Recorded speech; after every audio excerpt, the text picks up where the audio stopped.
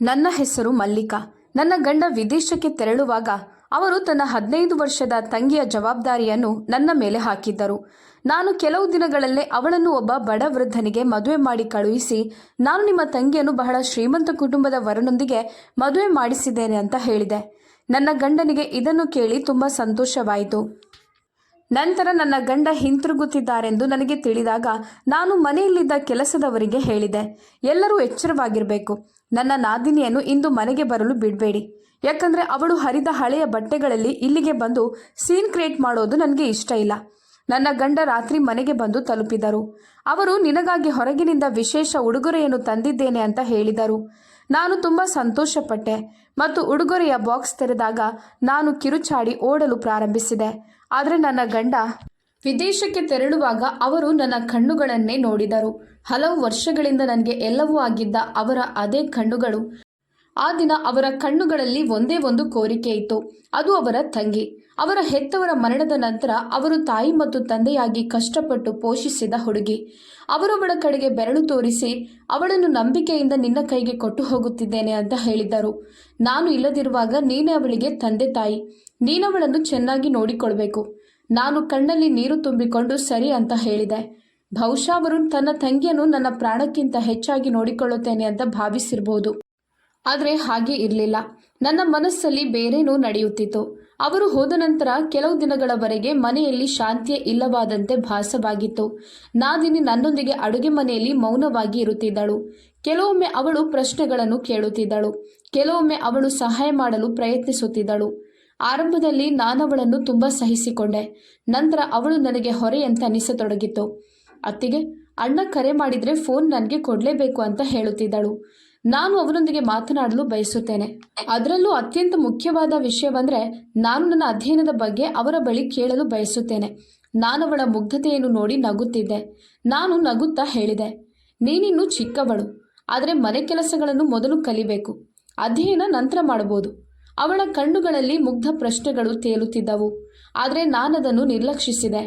ಮೊದಲ ಬಾರಿಗೆ ನಾನವಳಿಗೆ ಊಟದಲ್ಲಿ ವ್ಯತ್ಯಾಸ ಮಾಡಿದೆ. ಊಟದ ಮೇಜಿನ ಮೇಲೆ ಎಲ್ಲರಿಗೂ ಒಂದೇ ರೀತಿಯ ಆಹಾರವಿತ್ತು. ಆದರೆ ಹಿಂದಿನ ದಿನದ ತಣ್ಣನೆಯ ಅನ್ನವನ್ನು ಅವಳ ಮುಂದೆ ಇಟ್ಟಿದ್ದೆ. ಕೆಲಸದ ಆಕೆ ಅಡ್ಡ ಬಂದರೆ ನಾನವಳಿಗೆ ಕಣ್ಣಲ್ಲೇ ಗದರಿಸುತ್ತಿದ್ದೆ. ಈ ಹುಡುಗಿ ಸರಳ ಜೀವನಕ್ಕೆ ಒಗ್ಗಿಕೊಳ್ಬೇಕು. ನಾನವಳನ್ನು ತುಂಬ ಕೆಣಕಿದರೆ ನಾಳೆ ಅವಳು ನನ್ನ ಮೇಲೆ ಕೋಪಗೊಳ್ಳುತ್ತಾಳೆ ಅಂತ ಅಂದುಕೊಂಡೆ. ಆದರೆ ಹುಡುಗಿ ಏನನ್ನೂ ಹೇಳಿಲ್ಲ. ನನ್ನ ನಾದಿನಿಯ ಹೆಸರು ಪಿಂಕಿ. ನಾನು ಗದರಿಸಿದಾಗ ಅವಳು ಕಣ್ಣುಗಳನ್ನು ಕೆಳಕ್ಕೆ ಇಳಿಸುತ್ತಿದ್ದಳು. ಒಂದು ದಿನ ಪಿಂಕಿ ನನ್ನ ಮೊಬೈಲ್ ತೆಗೆದು ತನ್ನ ಅಣ್ಣನ ಜೊತೆ ಮಾತನಾಡಲು ಬಯಸುತ್ತೇನೆ ಅಂತ ಹೇಳಿದಳು. ನಾನು ಮೊಬೈಲ್ ಕೊಡು ಅಂತ ಹೇಳಿದೆ. ಈ ಸಮಯದಲ್ಲಿ ನಿನ್ನ ಅಣ್ಣ ಕೆಲಸದಲ್ಲಿ ತುಂಬ ಬ್ಯುಸಿ ಇರ್ತಾರೆ, ಈಗ ನಿನ್ನೊಂದಿಗೆ ಮಾತನಾಡೋಕೆ ಅವರಿಗೆ ಸಮಯವಿರೋದಿಲ್ಲ. ಆ ರಾತ್ರಿ ನಾನವಳ ಹಳೆಯ ಮೊಬೈಲ್ ತೆಗೆದು ಅದನ್ನು ಮುರಿದು ಎಲ್ಲ ಸಂಪರ್ಕ ಮಾರ್ಗಗಳನ್ನು ಮುಚ್ಚಿದೆ. ಕೆಲವು ದಿನಗಳ ನಂತರ ಅವಳು ಶಾಲೆಗೆ ಹೋಗಬೇಕೆಂದು ಒತ್ತಾಯಿಸಲು ಪ್ರಾರಂಭಿಸಿದಳು. ನನ್ನ ಅಣ್ಣ ಅಧ್ಯಯನ ನಿಲ್ಲಿಸಬಾರ್ದು ಅಂತ ಹೇಳಿದ್ದಾನೆ ಅಂತ ಅವಳು ಹೇಳಿದಳು. ನಿನ್ನ ಅಣ್ಣ ಹೊರಗಿದ್ದಾರೆ ಮತ್ತು ಮನೆಯ ಎಲ್ಲ ಜವಾಬ್ದಾರಿ ಈಗ ನನ್ನ ಕೈಯಲ್ಲಿದೆ ಎಂದು ನಾನು ಕಠಿಣ ಪದಗಳಲ್ಲಿ ಉತ್ತರಿಸಿದೆ. ನಾನೇನು ಹೇಳಿದ್ರೂ ನಡೆಯುತ್ತಿತ್ತು. ಅಷ್ಟರಲ್ಲಿ ಅವಳ ಬಾಯಿ ಮುಚ್ಚಿತು. ಆದರೆ ಪ್ರಶ್ನೆ ಅವಳ ಕಣ್ಣುಗಳಲ್ಲಿ ಹೆಪ್ಪುಗಟ್ಟಿದಂತೆ ತೋರುತ್ತಿತ್ತು. ಒಂದು ದಿನ ನಾನು ಕೆಲಸದಾಳಿಗೆ ಕರೆ ಮಾಡಿ ಪಿಂಕಿಗೆ ಅಡುಗೆ ಮನೆ ಸ್ವಚ್ಛಗೊಳಿಸೋದು, ಸ್ನಾನಗೃಹ ತೊಳೆಯುವುದು, ಗುಡಿಸುವುದು ಮುಂತಾದ ಎಲ್ಲ ಮನೆ ಕೆಲಸಗಳನ್ನು ಕಲಿಸಲು ಹೇಳಿದೆ. ಅವಳು ಕೆಲಸ ಮಾಡಿದರೆ ಮಾತ್ರ ಅವಳು ಏನನ್ನಾದರೂ ಸಾಧಿಸ್ತಾಳೆ. ಕೆಲಸದಾಕೆ ಹಿಂಜರಿಕೆಯಿಂದ, ಮೇಡಮ್, ಅವಳಿನ್ನೂ ಚಿಕ್ಕ ಹುಡುಗಿ, ಈಗ ಅವಳು ಏನು ಕೆಲಸ ಮಾಡ್ತಾಳೆ? ನಾನು ತಕ್ಷಣ ಅವಳತ್ತ ನೋಡಿ, ಇದೆಲ್ಲವೂ ಅವಳ ಪಾಲನೆಯ ಒಂದು ಭಾಗ ಮತ್ತು ಮನೆಯಲ್ಲೇ ಇದ್ದು ಬಿಟ್ಟಿ ಅನ್ನ ತಿನ್ನೋದಕ್ಕಿಂತ ಏನನ್ನಾದರೂ ಕಲಿಯೋದು ಉತ್ತಮ ಅಂತ ಹೇಳಿದೆ. ಪಿಂಕಿ ದಿನದಿಂದ ದಿನಕ್ಕೆ ಸುಮ್ಮನಾಗುತ್ತಿದ್ದಳು. ಮೊದಲು ಅವಳು ನನ್ನೊಂದಿಗೆ ಮಾತನಾಡುತ್ತಿದ್ದಳು. ಈಗ ಅವಳು ನನ್ನ ಕಣ್ಣುಗಳನ್ನು ಮಾತ್ರ ನೋಡುತ್ತಿದ್ದಳು ಮತ್ತು ತಲೆಬಾಗಿ ಕೆಲಸ ಮಾಡುತ್ತಿದ್ದಳು. ಒಂದು ರಾತ್ರಿ ನನ್ನ ಕೋಣೆಯ ಬೆಳಕನ್ನು ಆಫ್ ಮಾಡಿದ ನಂತರ ನಾನು ಕಿಟಕಿಯ ಮೂಲಕ ನೋಡಿದಾಗ ಅವಳು ತನ್ನ ಅಣ್ಣನ ಫೋಟೋವನ್ನು ಕೈಯಲ್ಲಿ ಹಿಡಿದುಕೊಂಡು ಸದ್ದಿಲ್ಲದೆ ಅಳುತ್ತಿದ್ದಳು. ನಾನು ಬಾಗಿಲು ತೆರೆದು, ಇದೇನು ನಾಟಕ ನಿಂದು? ನೀನೇನು ಮಾಡ್ತಿದ್ಯಾ? ಅಳುವುದನ್ನು ನಿಲ್ಲಿಸಿ ಹೋಗಿ ಮಲಗು, ಸಮಯ ತುಂಬ ಆಗಿದೆ ಅಂತ ಗದರಿಸಿದೆ. ನೀನು ನಿನ್ನ ಅಣ್ಣನ ಬಗ್ಗೆ ಚಿಂತೆ ಮಾಡದೆ ನಿನ್ನ ಕೆಲಸದ ಮೇಲೆ ಗಮನ ಹರಿಸಿದ್ರೆ ನಿನ್ನ ಅಣ್ಣ ಸಂತೋಷ ಪಡುತ್ತಾನೆ ಅಂತ ಹೇಳಿದೆ. ಅವಳು ಬೇಗನೆ ಕಣ್ಣೀರನ್ನು ಒರೆಸಿ ಹಾಸಿಗೆ ಮೇಲೆ ಮಲಗಿದಳು. ಮರುದಿನ ಬೆಳಗ್ಗೆ ಅವಳು ಉಪಹಾರವನ್ನು ಮಾಡಿದಳು. ಅವಳು ನನಗೆ ಸಹಾಯ ಮಾಡಿದಳು. ಆದರೆ ಅವಳ ಮುಖದಲ್ಲಿ ಆಯಾಸ ಮತ್ತು ಹೃದಯದಲ್ಲಿ ಗೊಂದಲ ಸ್ಪಷ್ಟವಾಗಿ ಗೋಚರಿಸುತ್ತಿತ್ತು. ಅವಳು ಅಡುಗೆ ಮನೆಯಿಂದ ಹೊರಬಂದಾಗ ಕೆಲಸದಾಕೆ, ಮೇಡಮ್, ಪಿಂಕಿ ತುಂಬ ಶಾಂತವಾಗಿದ್ದಾಳೆ ಅಂತ ಹೇಳಿದಳು. ಅವಳ ಹೃದಯ ತುಂಬ ದುಃಖಿತವಾಗಿದೆ. ಆದರೆ ನನಗೆ ಅವಳ ಹೃದಯ ನೋಯುತ್ತಿದೆಯೋ ಅಥವಾ ಮುರಿದಿದೆಯೋ ಎಂಬುದು ನನಗೆ ಮುಖ್ಯವಲ್ಲ ಅಂತ ನಾನವಳಿಗೆ ಕಟ್ಟುನಿಟ್ಟಾಗಿ ಹೇಳಿದೆ. ಮನೆ ಕೆಲಸ ಸರಿಯಾಗಿ ಮಾಡಬೇಕು. ಇದಾದ ನಂತರ ಆ ಹುಡುಗಿ ಏನಾದರೂ ತಪ್ಪು ಮಾಡಿದರೆ ತಕ್ಷಣ ನನಗೆ ತಿಳಿಸಲು ನಾನು ಕೆಲಸದವರಿಗೆ ಆದೇಶಿಸಿದೆ. ನನಗೆ ಅವಳು ಇನ್ನು ಮುಂದೆ ಆ ತೊಡೆದು ಹಾಕಬೇಕಾದ ಜವಾಬ್ದಾರಿ ಮಾತ್ರ. ಈಗ ನಾನು ಹಿಂತಿರುಗಿ ನೋಡಿದಾಗ ಬಹುಶಃ ಆ ದಿನದಿಂದ ನನ್ನ ಪಾಪಗಳು ಪ್ರಾರಂಭವಾಗಿದ್ದವು. ನಾನು ಅವಳ ಕೈ ಹಿಡಿದು ತಾಯಿಯಂತೆ ಅವಳನ್ನು ನೋಡಿಕೊಳ್ಳೋದಾಗಿ ಭರವಸೆ ನೀಡಿದ ದಿನದ ಮರುಕ್ಷಣವೇ ಆ ಭರವಸೆಯನ್ನು ನಾನು ಮುರಿದಿದ್ದೆ. ಆ ದಿನ ಮಧ್ಯಾಹ್ನ ನಾನು ಅಡುಗೆ ಮನೆಯಲ್ಲಿ ಕುಳಿತು ಚಹಾ ಕುಡಿಯುತ್ತಿದ್ದೆ. ಆಗ ನೆರೆಹೊರೆಯವರಾದ ಬಡಾಯಿ ಮಹಿಳೆ ಶಿಲ್ಪಾರವರು ಬಂದಿದ್ದರು. ಬೇರೆಯವರ ಮನೆಯ ವಿಷಯಗಳಲ್ಲಿ ಹಸ್ತಕ್ಷೇಪ ಮಾಡುವುದೆಂದರೆ ಇವರಿಗೆ ತುಂಬ ಇಷ್ಟ. ಅವರು ಕುಳಿತ ತಕ್ಷಣ ನಾನು ನಿಮಗೆ ಒಂದು ವಿಷಯವನ್ನು ಹೇಳಲು ಬಯಸುತ್ತೇನೆ, ಆದರೆ ನಿಮಗೆ ಕೇಳೋ ಮನಸ್ಸಿರಬೇಕು ಅಂತ ಹೇಳಿದರು. ನಾನು ಹೇಳಿದೆ, ಏನು ವಿಷಯ ಅಂತ ಹೇಳಿ. ಅವರು ಚಹಾ ಕುಡಿದು, ನನಗೆ ಪರಿಚಿತರಾದ ಒಬ್ಬ ವೃದ್ಧನಿದ್ದಾನೆ. ಅವರ ಹೆಂಡತಿ ತೀರಿಕೊಂಡಿದ್ದಾರೆ. ಅವರು ಒಬ್ಬಂಟಿ. ಅವರಿಗೆ ಮನೆ ನೋಡಿಕೊಳ್ಳುವ ಹೆಂಡತಿ ಬೇಕು. ಹೇಗೂ ನಿನ್ನ ನಾದಿನಿಗೆ ಇಲ್ಲಿ ಹೇಳುವಂಥ ಕೆಲಸವೇನೂ ಇಲ್ಲ. ಅವಳು ನಿನಗೆ ಹೊರೆ. ಹೇಳುತ್ತಿದ್ದಂತೆ ನಾನು ಮಧ್ಯಪ್ರವೇಶಿಸಿ ಅವರ ವಯಸ್ಸೆಷ್ಟು ಅಂತ ಕೇಳಿದೆ. ಅವರು ಸುಮಾರು 60 ವರ್ಷ ವಯಸ್ಸಿನವರಾಗಿರಬಹುದು ಅಂತ ಹೇಳಿದರು. ಆದರೆ ಅವರಿಗೆ ಸ್ವಂತ ಮನೆ ಇದೆ. ಅವರ ಹತ್ರ ಕಾರು ಇದೆ. ಅವರು ಒಬ್ಬಂಟಿ. ಮದುವೆ ಮಾಡಿಸೋಕೆ ಖರ್ಚು ಮಾಡಬೇಕಾಗಿಲ್ಲ. ಅದೂ ಅಲ್ಲದೆ ಇದೊಂದು ಪುಣ್ಯದ ಕೆಲಸ ಅಂತ ಹೇಳಿದರು. ನಾನು ಏನೋ ಯೋಚಿಸುತ್ತಿರುವಂತೆ ಮೌನವಾಗಿ ತಲೆ ಆಡಿಸಿದೆ. ಆದರೆ ಮನದೊಳಗೆ ನಾನು ಈಗಾಗಲೇ ನಿರ್ಧಾರ ತೆಗೆದುಕೊಂಡಿದ್ದೆ. ಮರುದಿನ ನಾನು ಪಿಂಕಿಗೆ ಉಪಹಾರ ಮಾಡಲು ಹೇಳಿದೆ. ಅವಳು ಮೇಜಿನ ಮೇಲೆ ತಟ್ಟೆಯನ್ನಿರಿಸಿ ಹೋಗುವಾಗ ತಕ್ಷಣ ನಾನು ಬಾಯಿಲಿ ಕುಳಿತುಕೋ ಅಂತ ಹೇಳಿದೆ. ಆಗ ಅವಳು ಸದ್ದಿಲ್ಲದೆ ಬಂದು ನನ್ನ ಪಕ್ಕದಲ್ಲಿ ಕುಳಿತಳು. ನಾನು ಹೇಳಿದೆ, ನಿನ್ನ ಅದೃಷ್ಟ ಬದಲಾಗಲಿದೆ. ನಿನಗೆ ಒಂದು ಮದುವೆ ಪ್ರಸ್ತಾಪ ಬಂದಿದೆ. ಅವನು ತುಂಬ ಒಳ್ಳೆಯ ಶ್ರೀಮಂತ ಕುಟುಂಬದಿಂದ ಬಂದವನು ಮತ್ತು ತುಂಬ ಸಭ್ಯ ಹುಡುಗ. ನನ್ನ ಮಾತು ಕೇಳಿದ ನಂತರ ಅವಳು ಒಂದು ಕ್ಷಣ ಆಶ್ಚರ್ಯದಿಂದ ನನ್ನನ್ನು ನೋಡಲಾರಂಭಿಸಿದಳು. ನಂತರ ಅವಳು, ಅತ್ತಿಗೆ, ನೀವು ಅಣ್ಣನಿಗೆ ಇದರ ಬಗ್ಗೆ ಹೇಳಿದ್ದೀರಾ? ಅವರೇ ನನಗೆ ಮದುವೆ ಮಾಡಿಸುವುದಾಗಿ ಹೇಳ್ತಿದ್ರು. ನಾನು ನಗುತ್ತಾ, ಇದು ಅಣ್ಣನಿಗೆ ನಾನು ಕೊಡೋ ಸರ್ಪ್ರೈಸ್. ಅವರು ಹಿಂತಿರುಗಿ ಬರುವಾಗ ಸಂತೋಷ ಪಡುತ್ತಾರೆ ಅಂತ ಹೇಳಿದೆ. ಅವಳು ತಲೆಬಾಗಿ, ನಿಮಗೆ ಸರಿ ಅನ್ನಿಸಿದ್ರೆ ಪರವಾಗಿಲ್ಲ ಅತ್ತಿಗೆ ಎಂದಳು. ಮರುದಿನವೇ ಮದುವೆಯ ಸಿದ್ಧತೆಗಳನ್ನು ಪ್ರಾರಂಭಿಸಿದೆ. ನಾನು ಯಾವುದೇ ಸಂಬಂಧಿಕರಿಗೆ ಕರೆ ಮಾಡಲಿಲ್ಲ. ನೆರೆಹೊರೆಯ ಯಾರ ಬಗ್ಗೆಯೂ ನನಗೆ ಕಾಳಜಿ ಇರಲಿಲ್ಲ. ಶಿಲ್ಪಾರವರು ಪಂಡಿತರನ್ನು ಕರೆತಂದರು ಮತ್ತು ನಾನು ಪಿಂಕಿಯನ್ನು ಚೆನ್ನಾಗಿ ಸಿದ್ಧಪಡಿಸಿದೆ. ನಾನವಳನ್ನು ಮುಸುಕಿನಲ್ಲೇ ಇರಲು ಹೇಳಿದೆ. ಯಾರ ಮುಂದೆಯೂ ಮುಸುಕು ತೆರೆಯಬೇಡ, ಅದು ನಿನ್ನ ಒಳ್ಳೆಯದಕ್ಕಾಗಿ. ಆ ದಿನ ಅವಳ ತುಟಿಗಳು ಮುಚ್ಚಲ್ಪಟ್ಟಿದ್ದವು ಮತ್ತು ಅವಳ ಕಣ್ಣುಗಳಲ್ಲಿ ಗೊಂದಲವಿತ್ತು. ಆದರೆ ಅವಳು ಯಾವುದೇ ಪ್ರಶ್ನೆಯನ್ನು ಕೇಳಲಿಲ್ಲ. ಮದುವೆ ತುಂಬ ಸರಳವಾಗಿತ್ತು. ಒಪ್ಪಂದವು ಅಂತಿಮಗೊಳ್ಳುತ್ತಿರುವಂತೆ ತೋರುತ್ತಿತ್ತು. ಎಲ್ಲವೂ ಮೌನವಾಗಿ ನಡೆಯಿತು. ಮುದುಕ ಕೈಚಾಚಿದಾಗ ಪಿಂಕಿ ಹಿಂಜರಿದು ಅವಳ ಕೈಯನ್ನು ಹಿಂದಕ್ಕೆ ತೆಗೆದುಕೊಳ್ಳಲು ಪ್ರಯತ್ನಿಸಿದಳು. ನಾನು ಅವಳ ಭುಜವನ್ನು ಒತ್ತಿ, ಇದು ನಿನ್ನ ಅದೃಷ್ಟ ಅಂತ ಹೇಳಿದೆ. ನೀನು ಗೌರವದಿಂದ ಮದುವೆಯಾಗುತ್ತಿರುವುದಕ್ಕೆ ಕೃತಜ್ಞಳಾಗಿರು. ಅವಳ ಮದುವೆ ಪೂರ್ಣಗೊಂಡಿತು ಮತ್ತು ಪಿಂಕಿಯನ್ನು ಅವಳ ಹೊಸ ಮನೆಗೆ ಕಳುಹಿಸುವ ಸಿದ್ಧತೆಗಳು ಪ್ರಾರಂಭವಾದವು. ಅದೇ ದಿನ ಸಂಜೆ ನಾನವಳ ಸಾಮಾನು ಪ್ಯಾಕ್ ಮಾಡುವಾಗ ಅವಳು ನನ್ನ ಪಕ್ಕದಲ್ಲಿ ಕುಳಿತು ಮೌನವಾಗಿ ನನ್ನನ್ನು ನೋಡುತ್ತಲೇ ಇದ್ದಳು. ನಂತರ ಅವಳು ಮೆಲ್ಲನೆ, ಅತ್ತಿಗೆ, ನಾನೊಮ್ಮೆ ಅಣ್ಣನ ಜೊತೆ ಮಾತನಾಡಲು ಬಿಡ್ತೀರಾ ಅಂತ ಹೇಳಲು ಪ್ರಾರಂಭಿಸಿದಳು. ನನ್ನ ಮದುವೆಯ ಸುದ್ದಿ ಕೇಳಿ ಅವನು ಸಂತೋಷ ಪಡ್ತಾನೆ. ನಾನು ಅವಳ ಮಾತನ್ನು ಮುರಿದು ನಾನೇ ಅವರಿಗೆ ಹೇಳುತ್ತೇನೆ ಅಂತ ಹೇಳಿದೆ. ಈ ಸಮಯದಲ್ಲಿ ಇದರ ಬಗ್ಗೆ ಮಾತನಾಡುವುದು ಸರಿಯಲ್ಲ. ನಾಳೆ ಅವರು ಸ್ವತಃ ಕರೆ ಮಾಡ್ತಾರೆ ಮತ್ತು ಅವರು ನಿನ್ನನ್ನು ಆಶೀರ್ವದಿಸ್ತಾರೆ. ಅವಳು ಜಗಳವಾಡಲಿಲ್ಲ. ಅವಳು ತಲೆಬಾಗಿ ಕುಳಿತಳು. ಅವಳು ಕಾರಿನಲ್ಲಿ ಕುಳಿತುಕೊಂಡ ತಕ್ಷಣ ಅವಳು ತನ್ನ ಅಣ್ಣನ ಸಂಖ್ಯೆಯನ್ನು ಡಯಲ್ ಮಾಡಿದಳು. ನಾನು ತಕ್ಷಣ ಅವಳ ಕೈಯಿಂದ ಫೋನ್ ಕಸಿದುಕೊಂಡು, ಇದು ನಿನ್ನ ಹೊಸ ಜೀವನ ಅಂತ ನಿನಗೆ ಇನ್ನೂ ಅರ್ಥವಾಗುತ್ತಿಲ್ಲ ಅಂತ ಹೇಳಿದೆ. ಹಳೆಯ ವಿಷಯಗಳನ್ನು ಮರೆತು ಬಿಡು. ನಿನ್ನ ಅಣ್ಣನ ಪ್ರೀತಿ ನೀನು ಎಷ್ಟೇ ಗಳಿಸಿದ್ದರೂ ಎಲ್ಲವೂ ಮುಗಿದಿದೆ. ಅವಳು ದಿಗ್ಭ್ರಮೆಗೊಂಡಳು. ಅವಳು ಮೌನವಾಗಿ ಕುಳಿತಿದ್ದಳು. ನಂತರ ಕಾರಿನ ಬಾಗಿಲು ಮುಚ್ಚಲ್ಪಟ್ಟಿತು. ಮೌನವಾಗಿ ಹೊರಟು ಹೋದಳು. 2 ದಿನಗಳ ನಂತರ ಮುದುಕನ ಮಗಳು ಮನೆಗೆ ಬಂದು, ಈ ಹುಡುಗಿ ತುಂಬ ಚಿಕ್ಕವಳು ಅಂತ ನೀವು ನನಗೆ ಹೇಳಲಿಲ್ಲ. ಅವಳಿಗೆ ಅಡುಗೆ ಮಾಡಲು ಬರೋದಿಲ್ಲ, ಬಾಯೂ ಸರಿ ತೆರೆಯಲು ತಿಳಿದಿಲ್ಲ ಅಂತ ಹೇಳಲು ಪ್ರಾರಂಭಿಸಿದಳು. ತಂದೆಗೆ ಅವಳೊಂದಿಗೆ ಮಾತನಾಡಲು ಸಹ ಕಷ್ಟವಾಗುತ್ತದೆ. ನಾನು ನಕ್ಕು ಹೇಳಿದೆ, ಆರಂಭದಲ್ಲಿ ಎಲ್ಲ ಹುಡುಗಿಯರು ಹೀಗೆ ಇಡ್ತಾರೆ.